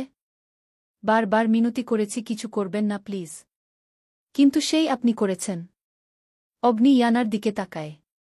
ইয়ানার পুরো মুখ লাল হয়ে গিয়েছে। অগ্নি রাগ করে না আর। এগিয়ে এসে ইয়ানার গালে স্পর্শ করে বলে, কি অবস্থা করেছ কান্না করে? আমি যদি রেগে যাই তাহলে কি হবে জানো তো? রাশেদকে আমি অ্যাক্সিডেন্ট করাইনি। আমরা গিয়েছিলাম সুমাইয়ার বিয়ে ঠিক করতে। তখন রাস্তায় দেখেছি কাউকে অ্যাক্সিডেন্ট হতে, বাট আমরা গাড়ি নিয়ে অন্য রাস্তা দিয়ে যায়। আমি কাউকে অ্যাক্সিডেন্ট করিয়ে মারি না। যাকে মারি তাকে আমার টর্চার সেলে নিয়ে মানসিক যন্ত্রণা দিয়ে ধীরে ধীরে তিলে তিলে মারি। আশা করি বুঝতে পেরেছ? ইয়ানা কিছুটা শান্ত হয়ে জিজ্ঞাসা করে, টর্চার সেল কি? অগ্নি ইয়ানার প্রশ্নে হালকা হেসে বলে, মাফিয়া সাম্রাজ্যের এক টুকরো অংশ। ইয়ানা, আপনার মাফিয়া সাম্রাজ্য তো এখানে না, তাহলে এখানে আপনার টর্চার সেল আসলো কোথা থেকে? অগ্নি, আছে ছোট একটা। ইয়ানা, হয়তো স্যারকে সেখানে নিয়ে যাওয়ার সময় পাননি, তাই গাড়ি চাপা দিয়ে মারতে চেয়েছেন। আপনার কথা কিভাবে বিশ্বাস করব বলুন? মিথ্যে অভিনয় তো আমার সাথে কম করেননি। সবসময় ভালোর মুখোশ পরে আমার সামনে এসেছেন। এখন আপনার ভালোটা ও বিশ্বাস হয় না। অগ্নি ইয়ানার কথায় ঠোঁট চেপে ধরে বলে, ইয়ানা, তোমার বিশ্বাস দিয়ে আমি কি করব? আমি তো আর মন্ত্রী পদে দাঁড়াচ্ছি না যে আমাকে জনগণের বিশ্বাস মানিয়ে চলতে হবে। তোমার তো মনে হয় ভোটও নেই। তোমার বিশ্বাস করতে হবে না, শুধু আমাকে কাছে আসার সুযোগ দিলেই হবে, স্টুপিড। শেষের কথাটা অগ্নি কিছুটা রাগ দেখিয়ে বলে। তবে সে আর এখানে দাঁড়ায় না। চলে যায় নিজের পরিত্যক্ত স্টাডি রুমে। ইয়ানা হতাশ হয়ে বসে পড়ে বিছানায়। উনি কি সত্যি বলছে? উনি সত্যি রাশেদ স্যারকে অ্যাক্সিডেন্ট করায়নি? যদি না করিয়ে থাকে তাহলে কি উনি হঠাৎ অ্যাক্সিডেন্টের শিকার হয়েছে? কাহিনী এত সুন্দরভাবে মিলে গেল। আজ উনি বলেছেন রাশেদ স্যারের ক্ষতি করবে, আর আজ উনি অ্যাক্সিডেন্ট করেছে। এতটা মিলে যেতে পারে সবকিছু। আমার কি বিশ্বাস করা উচিত নাকি আবার ঠকে যাব? পানি পিপাসে লাগায় পানি খাওয়ার জন্য গ্লাস নিতে যাবে, এমন সময় নিজের হাত থেকে আটকে উঠে। রক্ত। রক্ত কেন আমার হাতে? উনি রক্তাক্ত অবস্থায় ছিলেন আর আমি খেয়াল করিনি। নিজের রক্ত নাকি অন্যের রক্ত শরীরে লাগিয়ে এসেছেন? ইয়ানা আর পানি খায়নি। বুকটা ধরফর করছে। বিছানা থেকে নেমে মাথায় উড়োনা চেপে রুম থেকে বের হয় অগ্নিকে খুঁজার জন্য।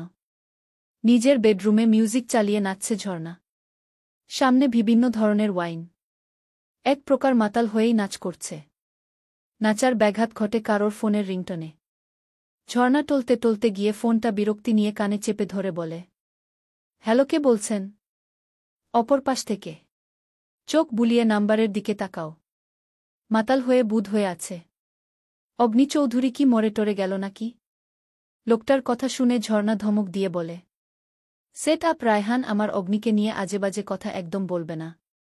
ও বেঁচে থাকবে। আমি ওর সাথে সংসার করব, এরপর একসাথে মরব। রায়হান বাঁকা হেসে বলে, বোকা নারী, এসেছে অগ্নি চৌধুরীর সাথে সংসার করতে। কিন্তু ওর তো মরে যাওয়ার কথা। তাহলে কি ছেলেটা মারতে পারেনি? রায়হানের বিড়বিড় করা কথা ঝর্ণার কানে আবছা পৌঁছাতেই বলে, কি বললে তুমি? রায়হান, কিছু না। মাতাল হয়ে থাকার জন্য বাংলাদেশ গিয়েছ নাকি? ঝর্ণা অট্টহাসি দিয়ে টলতে টলতে বিছানায় ধপাস করে করে পড়ে। এরপর বলে, আজ আমার খুশির দিন। তাই মদ খেয়েছি। এনজয় করছি কিছুটা। অগ্নি চৌধুরী আর ইয়ানার সম্পর্ক ভাঙ্গনের শুরু। রায়হান সন্দেহ করে বলে, মানে?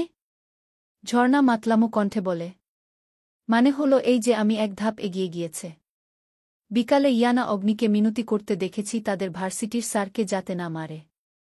আমি তখন সেখানে এক পাশে লুকিয়েছিলাম।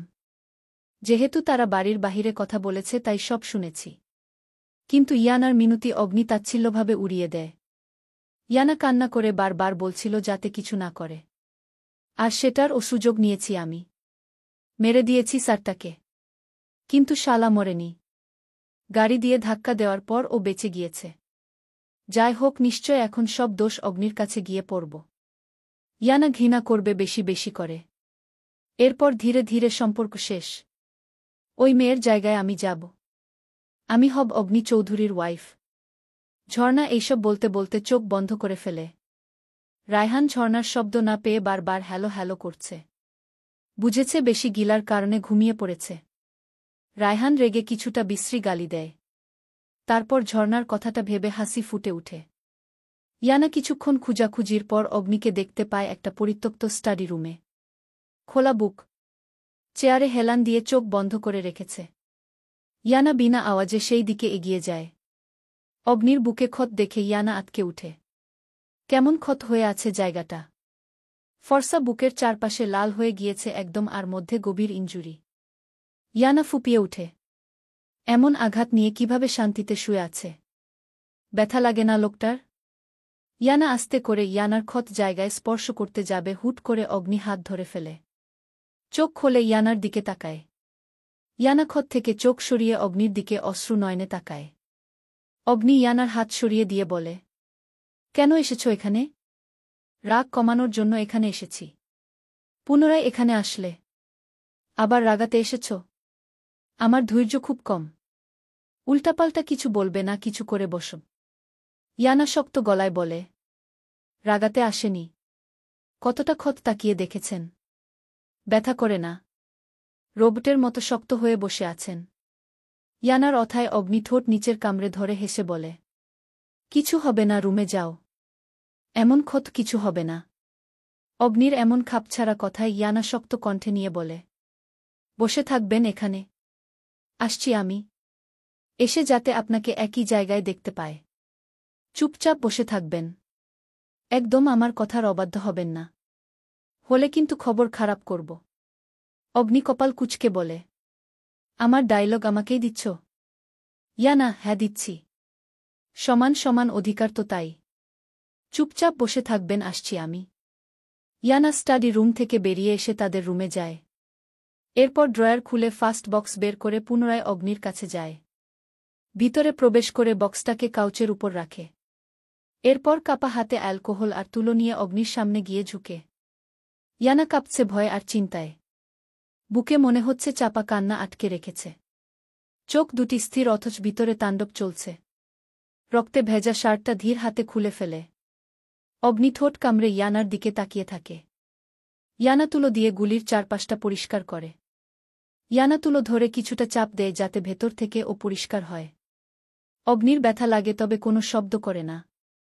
ইয়ানা অগ্নির ক্ষত জায়গায় ফু দিয়ে বলে, শুধু একটু ব্যথা লাগবে। রক্তটা পরিষ্কার করেই ব্যান্ডেজ করে দিব। অগ্নি ইয়ানার দিকে তাকিয়ে হাসি দিয়ে বলে, এত বেপরোয়া কেন হচ্ছ? আমার মতো জানোয়ার নরপশু গুলিবিদ্ধ হয়ে পচে মরি, তাতে কি যায় আসে তোমার? তুমি তো চাও আমি যাতে মরে যায়। তাহলে আঘাত দেখে এইভাবে বেপরোয়া হওয়ার মানে কি? সরাও, এইগুলো লাগবে না আমার। ইয়ানা শক্ত চোখে অগ্নির দিকে তাকায়। চোখে পানি টলমল করছে। যে কোনো সময় টুপ করে গড়িয়ে পড়বে। চোখের পানি ছেড়ে দিয়ে বলে, আমাকে কষ্ট দিতে, আঘাত করতে খুব ভালো লাগে আপনার? আমার হাহাকার দেখে খুব আনন্দ পান, তাই না? খারাপ হন বা যায় হন, কিন্তু আমি আপনার স্ত্রী। আর আমি নিজের স্ত্রী ধর্ম সবসময় পালন করে যাব। এখন আপনি চাইলে ও করব, না চাইলে ও করব। আপনি ক্ষতবিক্ষত হলে আমি ওই সারিয়ে তুলব।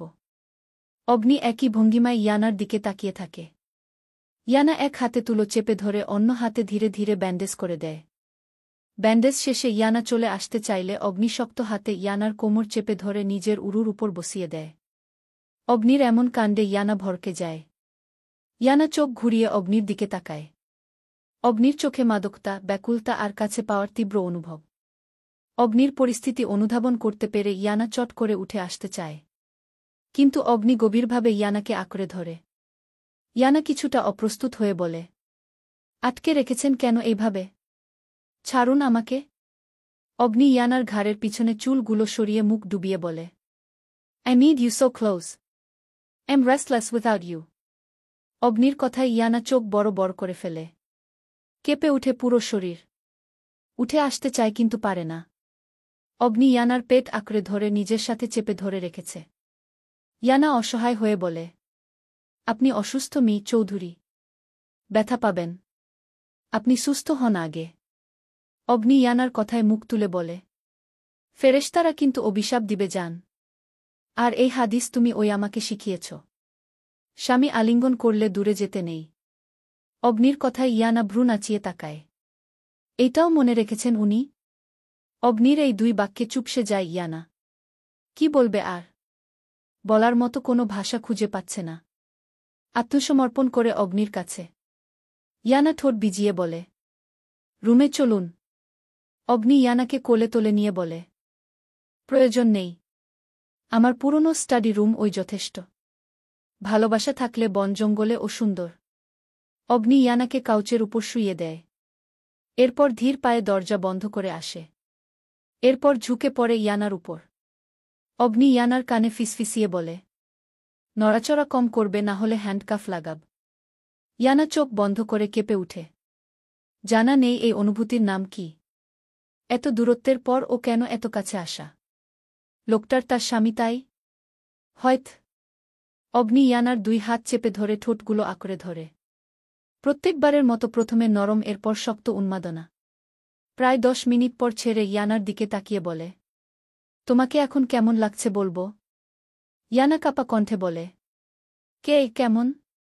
অগ্নি ইয়ানার কানে হিসহিসিয়ে বলে। ইয়ানা মুহূর্তেই অগ্নির মুখ চেপে ধরে বলে, অসভ্য। অগ্নি ঠোঁট কামড়ে বলে, তাহলে অসভ্যতামি শুরু করা যাক। ইয়ানা চোখ সরিয়ে নেয়। লজ্জায় পুরো মুখ রক্তিম হয়ে গিয়েছে। অগ্নি ইয়ানার গলায় মুখ গুজে দেয়।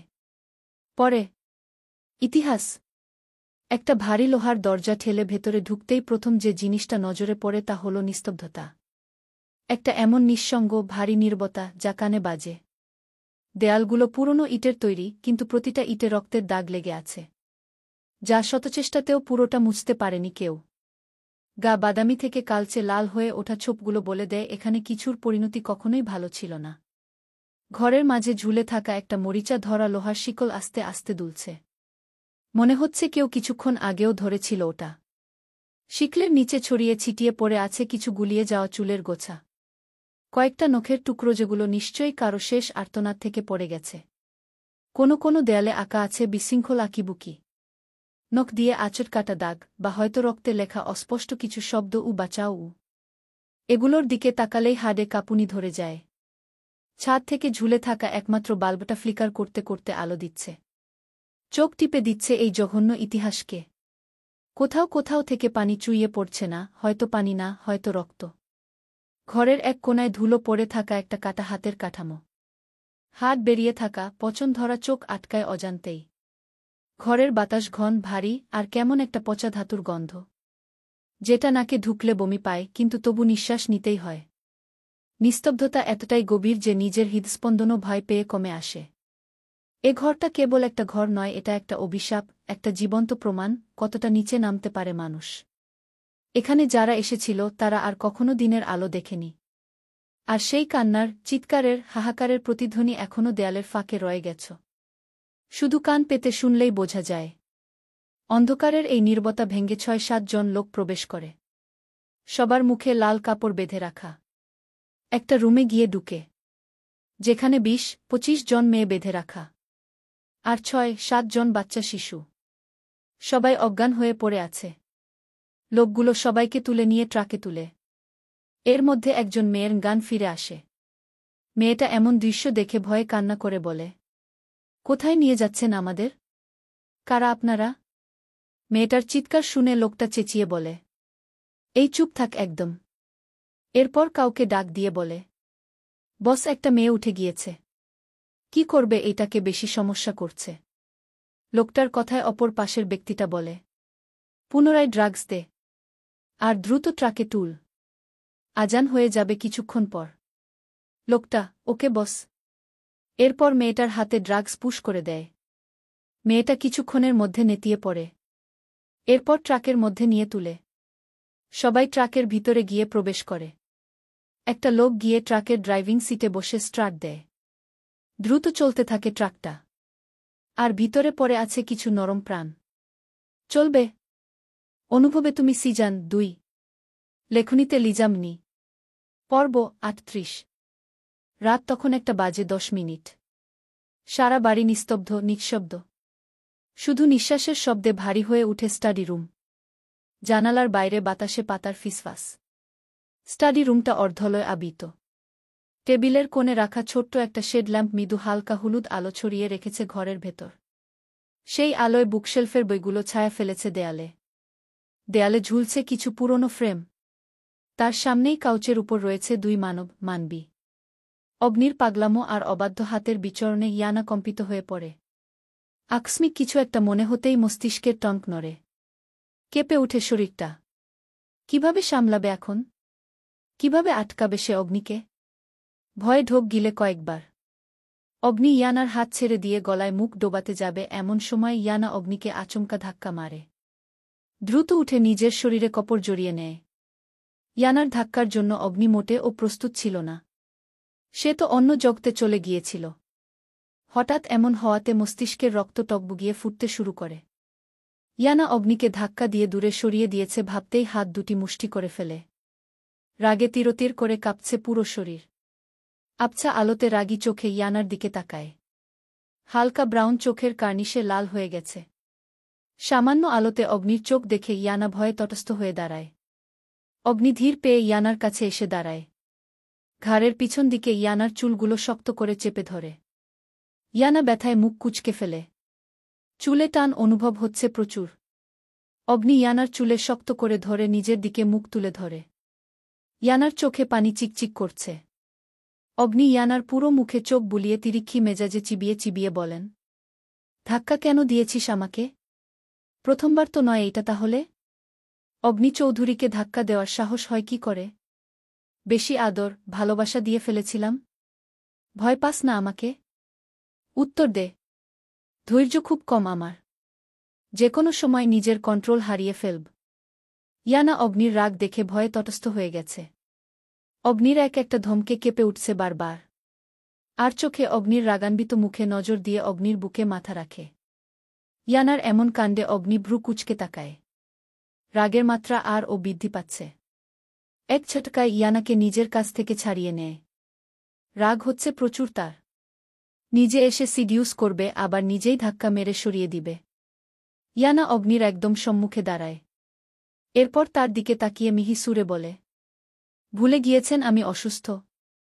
ইয়ানার এই বাক্য অগ্নির টঙ্ক নড়ে। রাগে কাঁপতে থাকা শরীরটা থম মেরে যায়।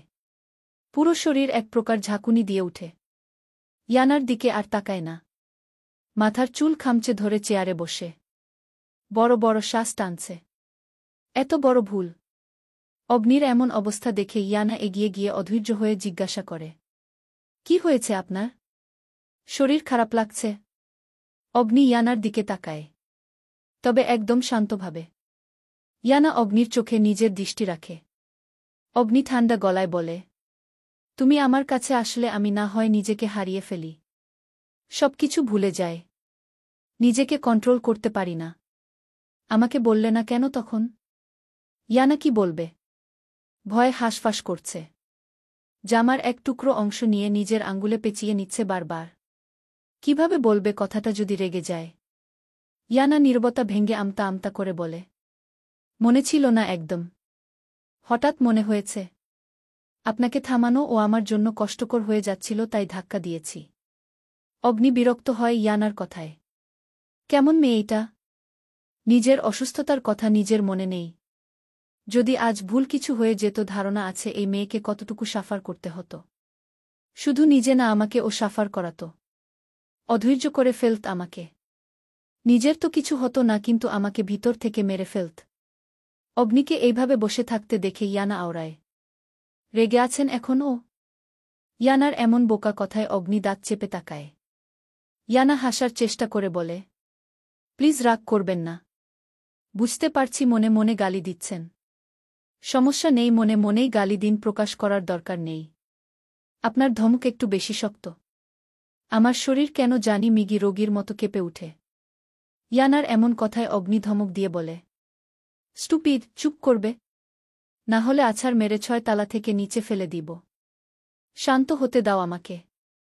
আরেকটা কথা বের হলে থাপড়িয়ে অজ্ঞান করব বিয়াদ। অগ্নির ধমকে ইয়ানা চুপসে যায়। আস্তে করে কাউচটার উপর গিয়ে বসে। এই স্টাডি রুমে সে কখনো আসেনি। এই প্রথম এসেছে সে আজ। ইয়ানা কাউচ থেকে উঠে গিয়ে বইয়ের তাকের কাছে যায়।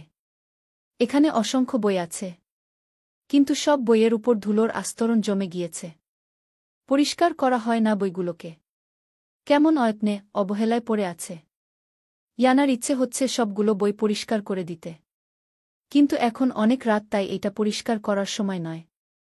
একদিন আলিয়াকে নিয়ে এই পুরো স্টাডি রুম চকচকে করে দিয়ে যাবে। কিন্তু এইটা এমন পরিত্যক্ত পড়ে আছে কেন? মনে তো হচ্ছে এইটা উনার পুরনো স্টাডি রুম। নিজের অতীতকে এইভাবে অয়ত্নে রেখে দিয়েছে। কেমন মানুষ উনি? সুমু গভীর ঘুমে আচ্ছন্ন।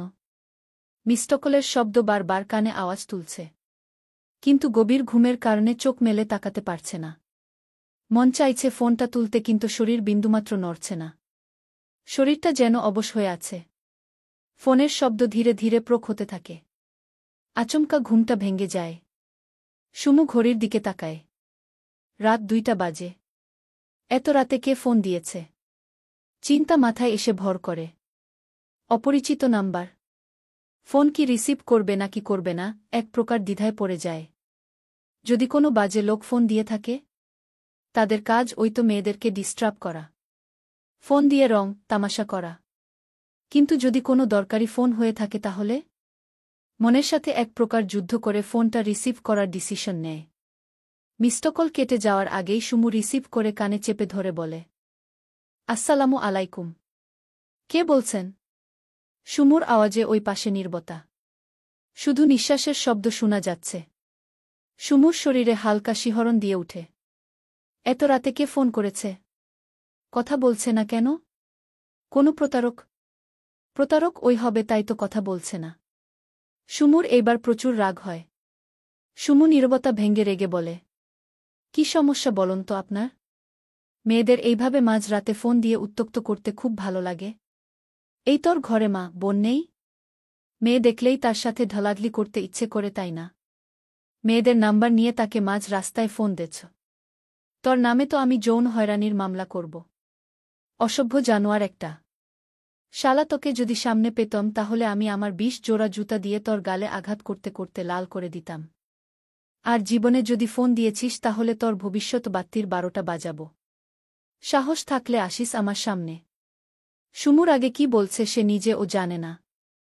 এক হচ্ছে এত রাতে ঘুমটা ভেঙেছে, তার উপর এমন ড্রামা। পাশের ব্যক্তিটাকে যদি সামনে পাইত সে কি করত নিজে ও জানে না। কত বড় অসভ্য আর বাদর মাঝ রাস্তায় ফোন দিয়ে বিরক্ত করে। ফোনের এই পাশ থেকে কাশির শব্দ শুনে সুমু চুপ হয়ে যায়। এই লোক কাশছে কেন? যক্ষা রোগী নাকি? টাকা চাইতে এসেছে চিকিৎসা করাবে বলে? আরে ধুর, এইসব ওদের ধান্ধা। রোগের অভিনয় করে টাকা হাতাতে চাওয়া। সুমু কিছুটা চিবিয়ে বলে, বুঝেছি আপনি যক্ষা রোগে আক্রান্ত। আমাকে কেসে প্রমাণ দিতে হবে না। টাকা চাই তাই তো? আপনি যেহেতু আমাকে ফোন দিয়েছেন, কষ্ট করে বাসার ঠিকানা ও জোগাড় করুন। আমার বাসার সামনে আসেন, টাকা দিয়ে দিবনে।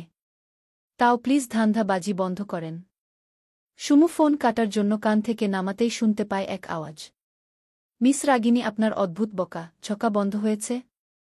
না মানে আরও কিছু ঝাড়তে চাইলে ঝাড়তে পারেন। আগে থেকে অভ্যস্ত হওয়া ভালো, না হলে পরবর্তীতে সব একসাথে হজম করতে পারব না। একটু সমস্যা হবে। এই কণ্ঠস্বর তার খুব পরিচিত। এইটাকে সে খুব ভালোভাবে অনুধাবন করতে পারে। সুমু অবাক চোখ বড় বড় করে ফেলে। চোখ কচলিয়ে বারবার নাম্বারের দিকে তাকায়। এইটা উনার নাম্বার? ইয়া আল্লাহ, কি লেভেলের ডাইরেক্ট সম্মানহানি! এতক্ষণ উনাকে অকথ্য ভাষায় গালিগালাজ করছিলাম। কি ভাবছেন উনি এখন? সুমু লজ্জায় আড়ষ্ট হয়ে পড়ে। কিভাবে সামনে যাবে? জীবনে ও যেতে পারবে না রায়নের সামনে। সুমু চোরের মতো ফোন কেটে দিতে যাবে, আবার ও ভেসে আসে। যদি ফোন কাটার কথা ভেবে থাকো তাহলে কাটবে না। কথা আছে তোমার সাথে আমার। আমার ঘুমের প্রয়োজন, কিন্তু ঘুম হচ্ছে না। সুমু চমকায়, সাথে লজ্জা ও পায়। এই প্রথম কোনো ছেলের মুখে এইসব কথা শুনেছে। সে রিলেশন পছন্দ করে না।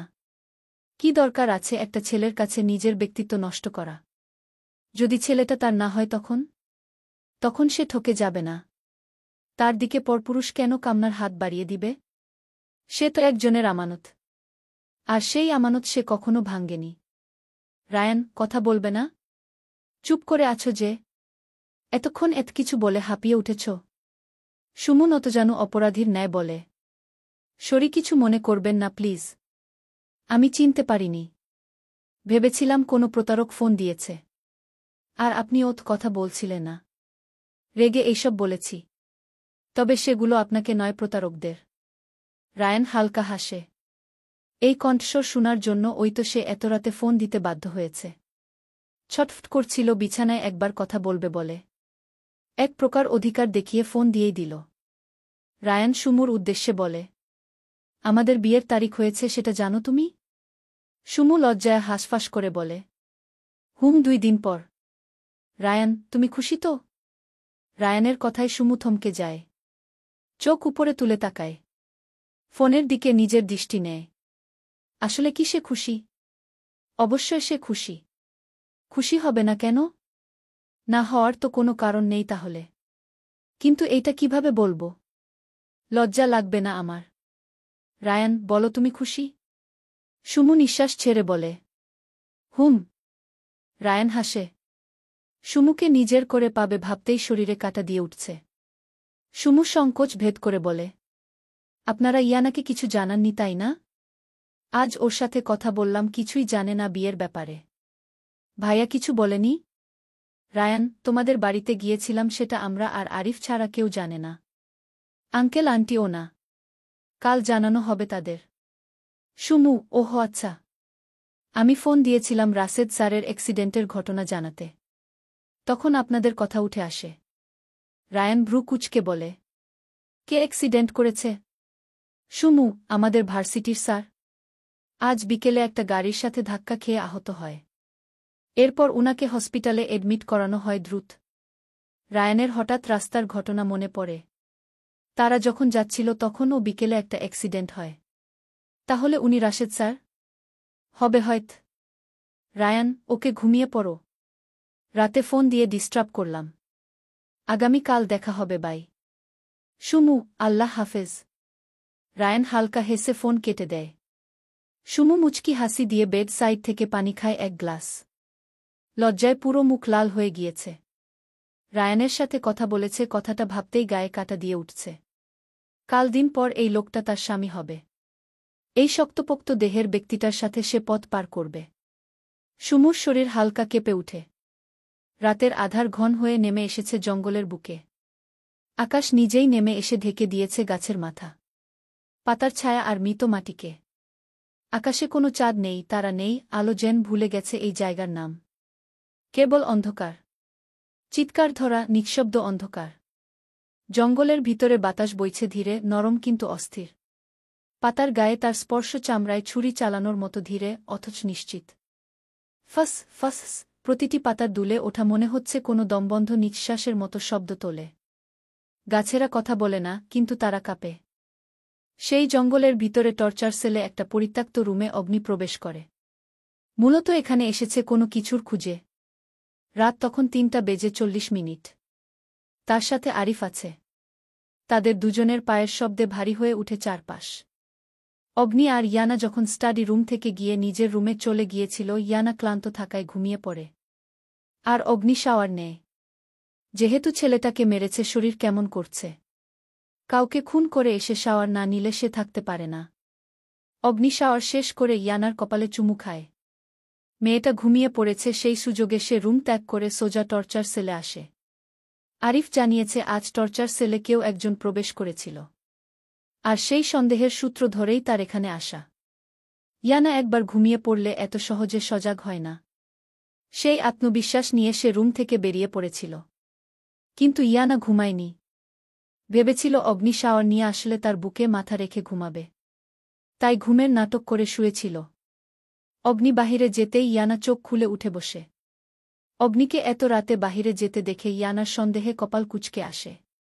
আবার কাকে মারতে যাচ্ছেন উনি? এত রাতে মারাটা কি খুব বেশি প্রয়োজন? ইয়ানা বিছানা থেকে নেমে লিভিং রুমে যায়।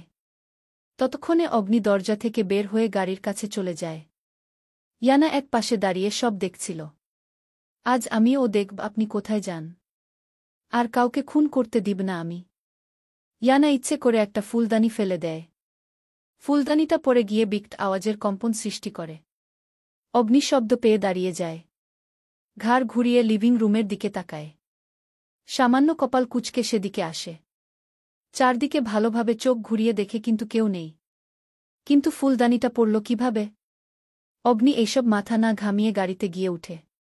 ইয়ানা ততক্ষণে অগ্নির গাড়ির দরজা খুলে ব্যাক সিটে গিয়ে নিচে হাঁটু ভাঁজ করে বসে মনে মনে আল্লাহকে ডাকছে। যদি একবার ধরা পড়ে তাহলে আজ মায় নিশ্চিত কেটে টুকরো টুকরো করে ফেলবেন উনি আমাকে। কিন্তু আমিও কম যাই না। আমি ও মাফিয়া অগ্নি চৌধুরীর বউ। উনার সাহস যদি হয় 100, আমার কি 20 ও থাকবে না? অবশ্য থাকবে। কেন থাকবে না? ইয়ানা মনে মনে ভয়ে চোখমুখ বন্ধ করে রাখে। গাড়ি চলছে শা শা করে। এত জোরে গাড়ি চলছে দেখে ইয়ানা ভয়ে আরও সিটিয়ে যায়। যদি ওই দিনকার মতো আবার অ্যাক্সিডেন্ট করে। কিন্তু আমি তো থামাতেও পারব না। কথা বললেই ধরা পড়ে যাব। ঘণ্টা খানেক পর গড়িয়ে এসে ঢুকে একটা ঘন জঙ্গলের ভিতরে। চারদিকে অন্ধকারে আচ্ছন্ন। পেঁচা আর ও বিভিন্ন পাখির ডাক। রাতের পরিবেশটা যেন এক অদ্ভুত ঠেকাচ্ছে। ঘন জঙ্গলের শুকনো পাতা বিছিয়ে আছে মাটি জুড়ে। গাড়ি এগিয়ে যেতেই মর্মর শব্দে এক বিচ্ছিরি পরিবেশ তৈরি করে। ইয়ানা কান চেপে ধরে। প্রচুর ভয় লাগছে তার। এমন ঘন জঙ্গলে একটা মানুষ রাতে কিভাবে আসে? গাড়ি গিয়ে থামে একটা ঝোপের সামনে। ইয়ানা মাথা উঁচু করে ঝোপটা দেখে নেয়। সাথে সাথে চোখ বড় বড় হয়ে যায়। কেঁপে উঠে পুরো শরীর। কি ভয়ানক এই ঝোপ! কিন্তু কি এখানে? ঝোপের আড়ালে তো কোনো পরিত্যক্ত বিল্ডিং মনে হচ্ছে। অগ্নি গাড়ি থেকে নেমে চলে যায় সেদিকে। এইবার ইয়ানার জান যায় যায় অবস্থা। এতক্ষণ অগ্নি ছিল তাই ভয়টা কাবু করতে পারেনি। কিন্তু এখন একদম শক্তভাবে জড়িয়ে ধরেছে। কি করবে এখন? বের হলে আমার পায়ের শব্দ পেয়ে যদি উনি বুঝে যায় তাহলে তো অনর্থ হয়ে যায়। কিন্তু ভয় পেলে তো চলবে না, উনি কি করছে তা তো আমাকে দেখতে হবে। এইদিকে অগ্নি আরিফকে নিয়ে পুরো টর্চার সেল দেখে বাট সন্দেহজনক কিছু পায়নি। অগ্নি বিরক্তি নিয়ে টর্চার সেল থেকে বেরিয়ে সেলের সামনে এসে দাঁড়ায়। কোমরে হাত দিয়ে ঠোঁট চেপে কিছু একটা ভাবে। তখন দেয়ালে একটা আলো দেখে সাথে সাথে সরে যায়। কেউ গান তাক করে রেখেছে। কোমরে গুজে থাকা বন্দুকটা হাতে নিয়ে সামনে এগিয়ে যায়। কিন্তু কেউকে দেখতে পাচ্ছে না। আরিফ বাহিরে এসে অগ্নিকে বন্দুক তাক করতে দেখে বলে, কি হলো ভাই, কিছু পেয়েছেন? বন্দুক তাক করে রেখেছেন কেন? অগ্নি একই ভঙ্গিতে তাকিয়ে বলে, কেউ আছে এখানে, গান লাইট দেখা গিয়েছে। গান তাক করেছিল আমার দিকে। বাট বিচটা গেল কোথায়? কারোর পায়ের হালকা শব্দ পেয়ে অগ্নি কান ভালোভাবে পেতে রাখে। কোনো দিক দিয়ে আসছে এই শব্দ? আরিফ ধীর আওয়াজে বলে, ভাই শব্দ তো 2 দিক দিয়ে আসছে, কিভাবে বুঝবে এখন? অগ্নি, তুই সামনে যা। দেখ সামনে কে আছে। আমার গাড়ি যেখানে রেখেছি সেখান থেকে শব্দটা আসছে। আমি এই দিকে যাচ্ছি। আরিফ, ওকে ভাই। অগ্নি আড়ালে গিয়ে বাম দিকে যায়। সামনে এগিয়ে যেতেই কাউকে দৌড়াতে দেখে। অন্ধকারে মানব আকার স্পষ্ট। অগ্নি বাঁকা হাসি দিয়ে বলে, হেই, আমি তোর সাথে দৌড়ের প্রতিযোগিতা করতে আসিনি। দৌড়ের প্রয়োজন নেই। চল কাটাছিড়ার প্রতিযোগিতা করি। অন্ধকারে ব্যক্তিটি দৌড়েই যাচ্ছে। অগ্নি চোখ ছোট ছোট করে তাকায় সেদিকে। রক্ত ফুটতে থাকে শরীরের। লোমকূপগুলো শিউরে উঠে হয়তো রাগের তাপ সহ্য করতে পারছে না। অগ্নি দক্ষ হাতে বন্দুকটা লোকটার পায়ের ঘোড়ালিতে গিয়ে ডিল মারে। বন্দুক গিয়ে সোজা ব্যক্তিটার পায়ে গিয়ে পড়ে। ব্যথায় আহ করে বসে যায়। কিন্তু জীবন হারানোর ভয় আবার উঠে দাঁড়ায়।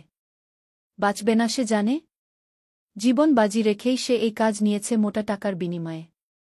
লোকটা দৌড়াতে চায় কিন্তু পায়ের রগ টান ধরে। অতিরিক্ত ব্যথার ফলে লোকটা প্রাণপ্রণ দৌড়ার চেষ্টা করে। আরিফ ঝোপ থেকে বের হয়ে বন্দুক তাক করে চারদিকে তাকায়। গাড়ির পিছন থেকে পাতার শব্দ পেয়ে বন্দুকটা ধরে সেদিকে যায়। আরিফ ধীর পায়ে সেদিকে যায়। ফ্রন্ট সিটের লাইটের আলোতে নারী অবয়ব ভেসে উঠে। আরিফের চোয়াল ঝুলে আসে। এ কাকে দেখছে সে? একবার দূরে থাকা অগ্নির দিকে তাকায়, আরেকবার গাড়ির পিছনে থাকা ইয়ানার দিকে। আরিফ অবাক হয়ে বলে উঠে, ভাবি, আপনি এখানে? ভাবি ডাক শুনে ইয়ানা চমকে উঠে। চোখ বড় বড় কর ফেলে। আরিফের কণ্ঠ তার আর বুঝার বাকি নেই। ইয়ানা শুকনো ধূপ গিলে পিছনে ফিরে তাকায়। আরিফ এখনও অবাক হয়ে হা করে তাকিয়ে আছে। স্বামীর খুন তার স্ত্রী লুকিয়ে দেখছে। ইয়ানা আরিফের হা করা মুখের দিকে তাকিয়ে কিছুটা শান্ত হয়ে বলে, আমি এসেছি, উনি জানেন না? প্লিজ বলবেন না কিছু? উনি ওইখানে দাঁড়িয়ে আছেন কেন? মনে হচ্ছে সামনে কেউ আছে, কিন্তু ঝোপের কারণে স্পষ্ট দেখতে পাচ্ছি না। ভাইয়া, কাউকে মারলে প্লিজ আটকান না। আরিফ হাসি দিয়ে বলে, সেই ক্ষমতা আমাদের হাতে নেই ভাবি। উনি অগ্নি চৌধুরী, এক কথার মানুষ। যা বলেন তাই করেন। আর উনার টর্চার সেলে কেউ আসলে সে জান নিয়ে ফিরতে পারে না। কখনো ফিরতে দেখিনি। কঠিন মৃত্যুর সম্মুখীন হয়েছি। তাদের কথার মাঝে বন্দুকের শব্দ ভেসে আসে। রাতের এই নিস্তব্ধতায় এত বিকট আওয়াজ ইয়ানা কেঁপে উঠে। পরপর 6টা গুলি চলে গান থেকে। ইয়ানা সহ্য করতে না পেরে কান চেপে ধরে। আরিফ আতঙ্কিত হয়ে বলেন, ভাবি, আপনি যেভাবে এসেছেন সেখানে চলে যান। ভাই আসবে এখন। উনি দেখলে রেগে যাবেন ভাবি। ইয়ানা ঠোঁট চেপে কান্না আটকিয়ে বলে, কাকে মেরেছে উনি ভাইয়া? আরিফ, সেটা আপনাকে পরে। আর বলতে পারেনি আবার ও 2টা গুলির শব্দ আসে। আরিফ সেদিকে তাকায়। আরিফ সেদিক থেকে দৃষ্টি সরিয়ে অন্যদিকে চাইবে এমন সময় আর ও 2টি গুলির শব্দ আসে। অগ্নির 2 হাঁটু থেকে রক্ত ঝরছে। বুক থেকে অনবরত রক্ত পড়ছে। এতক্ষণ দাঁড়িয়ে থাকলে ও এখন হাঁটু গেড়ে বসে পড়ে। চোখ লাল করে সামনে কালো আবরণে থাকা ব্যক্তিটার দিকে তাকায়। আরিফ এমন দৃশ্য দেখে বরফের ন্যায় জমে যায়। চোখ থেকে গড়িয়ে পড়ে নোনা জল। ইয়ানা গুলির শব্দে ভয়ে সেদিকে তাকায়নি। আরিফের চোখে পানি দেখে ইয়ানার কপাল কুঁচকে আসে। কেমন মূর্তির মতো দাঁড়িয়ে আছে। ইয়ানা দৃষ্টি অনুসরণ করে সেদিক তাকায়। মুহূর্তের চিৎকার দিয়ে 2 কদম পিছিয়ে যায়। আরিফ আর নিজেকে ধরে রাখতে পারেনি। ভাই করে চিৎকার দিয়ে দৌড় দেয়। কালো আবৃত লোকটি আরিফের দিকে তাকিয়ে গুলি করতে যাবে তার আগেই আরিফ দক্ষ হাতে লোকটার বক্ষ আর মাথার মধ্যে পরপর অনেকগুলো গুলি করে। লোকটার হাত থেকে বন্দুক পড়ে যায়। রক্তাক্ত হয়ে লুটিয়ে পড়ে মাটিতে। মাথায় গুলি করাতে গড়গড় করে মুখ দিয়ে রক্ত বের হতে থাকে। আরিফ এক দৌড়ে অগ্নির কাছে গিয়ে বসে। অগ্নি এখন জ্ঞান হারায়নি, কিন্তু অবস্থা খুব খারাপ। পিছন দিকে এসে আঘাত করেছে তাই সে বুঝতে পারেনি। বুঝার আগেই গুলিবিদ্ধ হয়ে পড়ে। আরিফ চোখের পানি ছেড়ে দেয় অগ্নির অবস্থা দেখে। বুকে গুলি, হাঁটুতে গুলি। ইয়ানা স্তব্ধ হয়ে মাটিতে বসে পড়ে। অতিরিক্ত সব পেলে যেমন যেমন হিতাহিতজ্ঞান শূন্য হয়ে পড়ে ইয়ানার সাথে ঠিক তাই হয়েছে। হুতুম পেঁচার ডাকে ইয়ানার মস্তিষ্ক নড়ে উঠে। মনে পড়ে যায় অগ্নি গুলিবিদ্ধ হয়ে রক্তাক্ত হয়ে গিয়েছে। ইয়ানা এক মুহূর্তে সেখানে না দাঁড়িয়ে চলে যায় অগ্নির কাছে। অগ্নির রক্তাক্ত অবস্থা দেখে ইয়ানা চিৎকার দিয়ে বলে, এখানে বসে আছেন কেন আরিফ ভাই? উনার গুলি লেগেছে। প্লিজ কিছু করুন। খুব কষ্ট হচ্ছে উনার ভাইয়া। গাড়ি ডাকুন ভাইয়া। আরিফ, ভাইয়ের কিছু হবে না। ইয়ানা চিৎকার দিয়ে কেঁদে উঠে। মাটিতে বসে অগ্নির মাথাটা নিজের উরুর উপর নেয়। অগ্নি ইয়ানার দিকে অবাক হয়ে তাকায়। ইয়ানার দিকে চোখ রেখে রাগান্বিত সুরে বলে, কেন এসেছ এখানে? কিভাবে এলে? এখানে কেন এসেছ বলো। যদি কোনো বিপদ হয় কে রক্ষা করবে তোমাকে? এই মুহূর্তে কোনো গার্ড নেই। তুমি তো ড্রাইভিং জানো। আমার গাড়িটা চালাতে পারবে না জানি। দেখো ভিতরে একটা মার্সিডিজ গাড়ি আছে। এইটা হ্যান্ডেল করতে পারবে খুব ভালোভাবে। চলে যাও। ইয়ানা শক্ত করে চেপে ধরে অগ্নির মাথা নিজের বুকের সাথে। চুলগুলো ধরে মুখে অজস্র চুমু খায়। কান্না করতে করতে বলে, বেইমান মনে হয় আমাকে আপনার? আপনাকে এই অবস্থা রেখে আমি চলে যাব? বাঁচব আমি মনে করেন? মরে যাব না আপনার চিন্তায়। যদি একসাথে কবর হয় তাহলে দুজনের একসাথে হবে। যাব না আমি। কোথাও যাব না। অগ্নি ইয়ানার গালে হাত দিয়ে বলে, চলে যাও বু। স্বামীর কথা শুনো। এখানে যে কোনো সময় বিপদ আসতে পারে। আমি মরে গেলে তোমাকে প্রোটেক্ট কে করবে? ইয়ানা চিৎকার দিয়ে কান্না করে বলে, কিছু হবে না আপনার। আমার সাথে এমন বেইমানি করতে পারেন না। আপনি ছাড়া আমি অসহায়। অগ্নি চৌধুরী। অগ্নি হালকা হাসে। চোখ বন্ধ হয়ে আসছে। এরপর ও টেনে টেনে বলে, পারলাম না আর কিছুদিন আমার পাপি বুকে তোমার মাথা রাখার সুযোগ করে দিতে বউ। তোমাকে নিয়ে সুখের সংসার সাজাতে। তোমাকে ভালোবেসে আগলে রাখতে। তোমার ঘৃণার দৃষ্টির পর্দা সরিয়ে ভালোবাসার দৃষ্টি দেখে যেতে। ইয়ানা থামিয়ে দিয়ে কান্না করে বলে, চুপ করুন আপনি। বুঝতে পারছেন না আমার কলিজা ছিঁড়ে যাচ্ছে। ভিতরে এক অগ্নিকাণ্ড চলছে আমার দেহে। এতটা স্বার্থপর কেন আপনি? আপনি না বলেছিলেন আমাকে সবসময় নিজের কাছে আগলে রাখবেন? আপনার কিছু হলে আমাকে কে দেখবে? আমি কার আশায় বাঁচব? অগ্নিকে হাসতে দেখে ইয়ানা উচ্চস্বরে কেঁদে বলে, এই বলুন আমাকে, কাকে নিয়ে বাঁচব আমি? আমার ভালোবাসাকে আমার তুচ্ছ মনে নয়। আমাকে একা রেখে চলে যাবেন বলছেন? সূচনা যদি ভালোবাসা দিয়ে শুরু হয়ে থাকে তাহলে উপসংহারে বিচ্ছেদের তকমা কেন লাগাচ্ছেন? ইয়ানার কান্নার শব্দে ভারী হয়ে উঠে চারপাশ। অন্ধকার আচ্ছন্ন ঘন জঙ্গলটা নিস্তব্ধ হয়ে গিয়েছে। যে পাখিগুলো ভয়ানক আকারে শব্দ করছিল তারাও নিশ্চুপ হয়ে গিয়েছে ইয়ানার চিৎকারের শব্দে। আরিফের মতো ব্যক্তিও ভেঙে পড়েছে। অগ্নি মৃদু হেসে ইয়ানার চোখের পানির দিকে তাকিয়ে বলে, এই চোখের পানি আমার এত সুখ কেন হচ্ছে? আমার মৃত্যুতে বুক কাঁদছে। এই আকাশ, চন্দ্র, সূর্য ও সাক্ষী হচ্ছে তোমার কান্নার অনুভবের শেহজাদি। এই খারাপ জানোয়ারটা তোমার জীবন থেকে বিদায় নিচ্ছে। সে আর কখনো তোমাকে স্পর্শ করবে না। তোমাকে আর কারোর জন্য ভয়ে থাকতে হবে না। কিন্তু খবরদার আমি ব্যতীত কোনো পুরুষ যাতে তোর জীবনে না আসে। আল্লাহকে সাক্ষী রেখে আমি বলে যাচ্ছি, আমার বউ আমি ব্যতীত আর কোনো পুরুষের স্পর্শ গায়ে লাগাবে না। যদি আমার অবাধ্য হও তাহলে হাসরের ময়দানে তোমার সাথে দেখা হবে। অগ্নি ধীরে ধীরে নিস্তেজ হয়ে পড়ে। ইয়ানা কান্না হালকা করে বলে, যাবেন না, যাবেন না আমাকে রেখে, আমি মরে যাব। ইয়ানা চিৎকার করে বলে উঠে, না, যাবেন না। পুরো শরীরে ঘাম ছুটে যায় ইয়ানার। ইয়ানা শুয়া থেকে উঠে বসে। ভয়ে কাঁপতে থাকে শরীর। বুঝতে পারে স্বপ্ন দেখছিল। ইয়ানার চিৎকারে অগ্নির ঘুম ভেঙে যায়। ইয়ানা চারদিকে তাকিয়ে দেখে সে রুমে। অধৈর্য হয়ে অগ্নির দিকে তাকায়। অগ্নিকে সুস্থ দেখে হামলে পড়ে তার বুকে। উচ্চস্বরে কেঁদে উঠে। অগ্নির শরীরে কিছু জড়ানো ছিল না। ইয়ানা অগ্নির উন্মুক্ত বুকে মাথা রেখে কান্না করতে থাকে আর বিড়িবিড় করছে, যাবেন না আমাকে রেখে, আমি বাঁচব না। অগ্নি কিছুটা অবাক হয় ইয়ানার ব্যবহারে। মাঝরাতে ইয়ানার পাগলামো দেখে সে অনেকটাই আশ্চর্য হয়। এইভাবে চিৎকার করে উঠার মানে বুঝল না। অগ্নি ইয়ানাকে নিজের বুকের সাথে মিশিয়ে বলে, কি হয়েছে সোনা? বাজে স্বপ্ন দেখেছ? ইয়ানা মাথা নাড়িয়ে বলে, প্লিজ যাবেন না আমাকে রেখে, প্লিজ যাবেন না, আমি মরে যাব। অগ্নি ইয়ানার মাথায় চুমু খেয়ে বলে, কোথাও যাব না আমি তোমাকে রেখে, প্লিজ শান্ত হও। বাজে স্বপ্ন দেখেছ? ইয়ানা বুকে মুখ গুজে ফুপিয়ে কেঁদে উঠে বলে, আপনাকে কেউ গুলি করেছিল। আপনি আমার কোলে নিস্তেজ হয়ে পড়েছিলেন। ইয়ানার স্বপ্নের কথা শুনে অগ্নি হালকা হাসে। তার চলে যাওয়াতে মেয়েটা এত পাগলামো করছে। জাস্ট একটা স্বপ্ন দেখেই। তাহলে চোখের পানি এটা বৃথা নয়। কাদুক, আটকাব না। অগ্নি, কিছু হয়নি আমার। মানসিক টেনশনে তুমি এমন স্বপ্ন দেখেছ। আমি গুলিবিদ্ধ হয়েছি, তবে গুরুতর আঘাতপ্রাপ্ত হয়নি।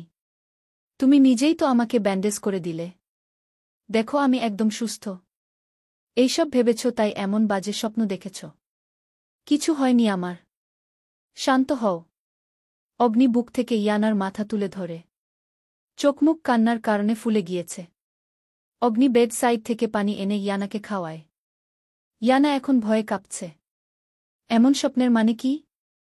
এমন বাজে স্বপ্নে কেন আসলো আমার চোখে? অগ্নি ইয়ানাকে শান্ত হতে দেখে নিজের বুকে নিয়ে শুয়ে পড়ে। অগ্নি খাটে হেলান দেয় আর ইয়ানা তার বুকে। একটা পাতলা চাদর তাদের উপর দেয় কোমর পর্যন্ত। অগ্নি, ভালো জিনিসগুলো মনে করো। খারাপ লাগা দূর হয়ে যাবে। ইয়ানা বুক থেকে মাথা তুলে অগ্নির চোখে চোখ রেখে বলে, আমাকে ভালোবাসেন তো আপনি? অগ্নি, আমার আসক্তি, অনুভব কি ভালোবাসার কাতারে দাঁড়ায় না? ইয়ানা, পরে তো। কতটুকু ভালোবাসেন আমাকে? অগ্নি, পরিমাণ নেই। ইয়ানা, একটু বলুন না। আমার হৃদয়ের বয়ে চলে ঝড়কে শান্ত করুন, জাস্ট কয়েকটা বাক্য উচ্চারণ করে। না হলে বুকের ভিতরের তাণ্ডব থামাতে আমি অক্ষম। ইয়ানার কথায় অগ্নি ঠোঁট কামড়ে হাসে। এরপর গম্ভীর ভাব বজায় রেখে বলে, প্রিন্স ডায়নাকে যখন প্রশ্ন করেছিল আপনাকে কে বেশি ভালোবাসে, তখন প্রিন্স ডায়নার উত্তর ছিল, আমি যাকে ভালোবাসি, আমার স্বামী ছাড়া পুরো পৃথিবী আমাকে ভালোবাসে। কিন্তু আমার আবেগ, অনুভব তার উল্টো। আমার ভালোবাসা অন্যরকম। কারণ আমি যাকে ভালোবাসি তাকে আমি ছাড়া সবাই যাতে এড়িয়ে চলে। যদি বিধাতা আমাকে শক্তি দিত তাহলে তোমাকে এই হাহাকার বুকের মধ্যে লুকিয়ে রাখতাম, যাতে আমি ছাড়া কেউ তোমাকে দেখতে না পারে। শুধুই আমি তোমাকে অনুভব, স্পর্শ করতে পারি। তোমার দিকে কেউ তাকালে ও আমার বুক হিংসে জ্বলে যায়। তুমি নিজেও জানো না তুমি আমার জন্য কি। ইয়ানা, এ কেমন আবেগ, এ কেমন অনুভূতি আপনার? অগ্নি ইয়ানার মুখটা নিজের মুখের কাছে এনে বলে। এইটা অগ্নি চৌধুরীর অনুভূতি শুধুমাত্র তার প্রিয়তমার জন্য। আমার জীবনের ৯-০ জুড়ে আমার বউ আর বাকি ১০ আমার আপনজন। ইয়ানা থমকে যায়। কম্পিত দৃষ্টিতে অগ্নির দিকে তাকায়। হঠাৎ করে ইয়ানা আবার ও ফুপিয়ে উঠে। ফুপিয়ে উঠার কারণে ঠোঁট উল্টে কান্না আসে। কেন ভালোবাসা পেয়ে ও এমন পরিস্থিতির শিকার সে? উনি কি ভালো হতে পারত না? ইয়ানার ঠোঁট উল্টানো দেখে অগ্নি কিছুক্ষণ ইয়ানার দিকে তাকায়। মনে হচ্ছে তার সামনে একটা বাচ্চা বসে আছে। অগ্নি ইয়ানার গাল ২ পাশে স্পর্শ করে বলে, কি হলো বউ, কাঁদছিস কেন? এইভাবে মায়া বাড়ালে কিন্তু আমি কন্ট্রোল হারিয়ে ফেলব। অগ্নির কথায় ইয়ানা কান্না অফ করে দেয়। বলা যায় না আবার যদি হামলা করে, তখন কে বাঁচাবে? সাউন্ড প্রুফ রুম হাজার চিৎকার করলে ও কেউ শুনবে না। ইয়ানা পুনরায় অগ্নির বুকে মাথা রেখে বিষণ্ণ কণ্ঠে বলে, যখন আমার জীবনে প্রফেসর অগ্নি চৌধুরীর হিসেবে আগমন করেছিলেন তাহলে মাফিয়া অগ্নি চৌধুরী হিসেবে কেন ধরা দিলেন? সূচনা যদি এতটা মধুর হয়, উপসংহার যাতে আপনার হাহাকার না হয়। সূচনার মতো ওই যাতে সমাপ্তি ঘটে, না হলে সহ্য করার ক্ষমতা নেই। অগ্নি গম্ভীর হয়ে পড়ে। ইয়ানাকে নিজের সাথে আগলে নিয়ে বলে, ঘুমিয়ে পড়ো। ইয়ানা, ঘুমাব না আর। একটু পর আজান দিয়ে দিবে। যেহেতু আজান দিয়ে দিবে তাই এখন ঘুমাতে চাই না। আপনি ঘুমিয়ে পড়ুন, আমি আপনার বুকে শুয়ে থাকি। অগ্নি ইয়ানাকে বাহুতে আবদ্ধ করে চোখ বন্ধ করে ফেলে। ইয়ানা শুধু স্বপ্নের কথা ভাবতেই যেন আত্মা কেঁপে উঠছে বারবার। এমন যাতে কিছু না হয়। চলবে। ইতিহাসের সমাপ্তিটা অনেক সুন্দর। অগ্নির ৪০ দাওয়াত ঢাকায়। সবাই চলে আইসো।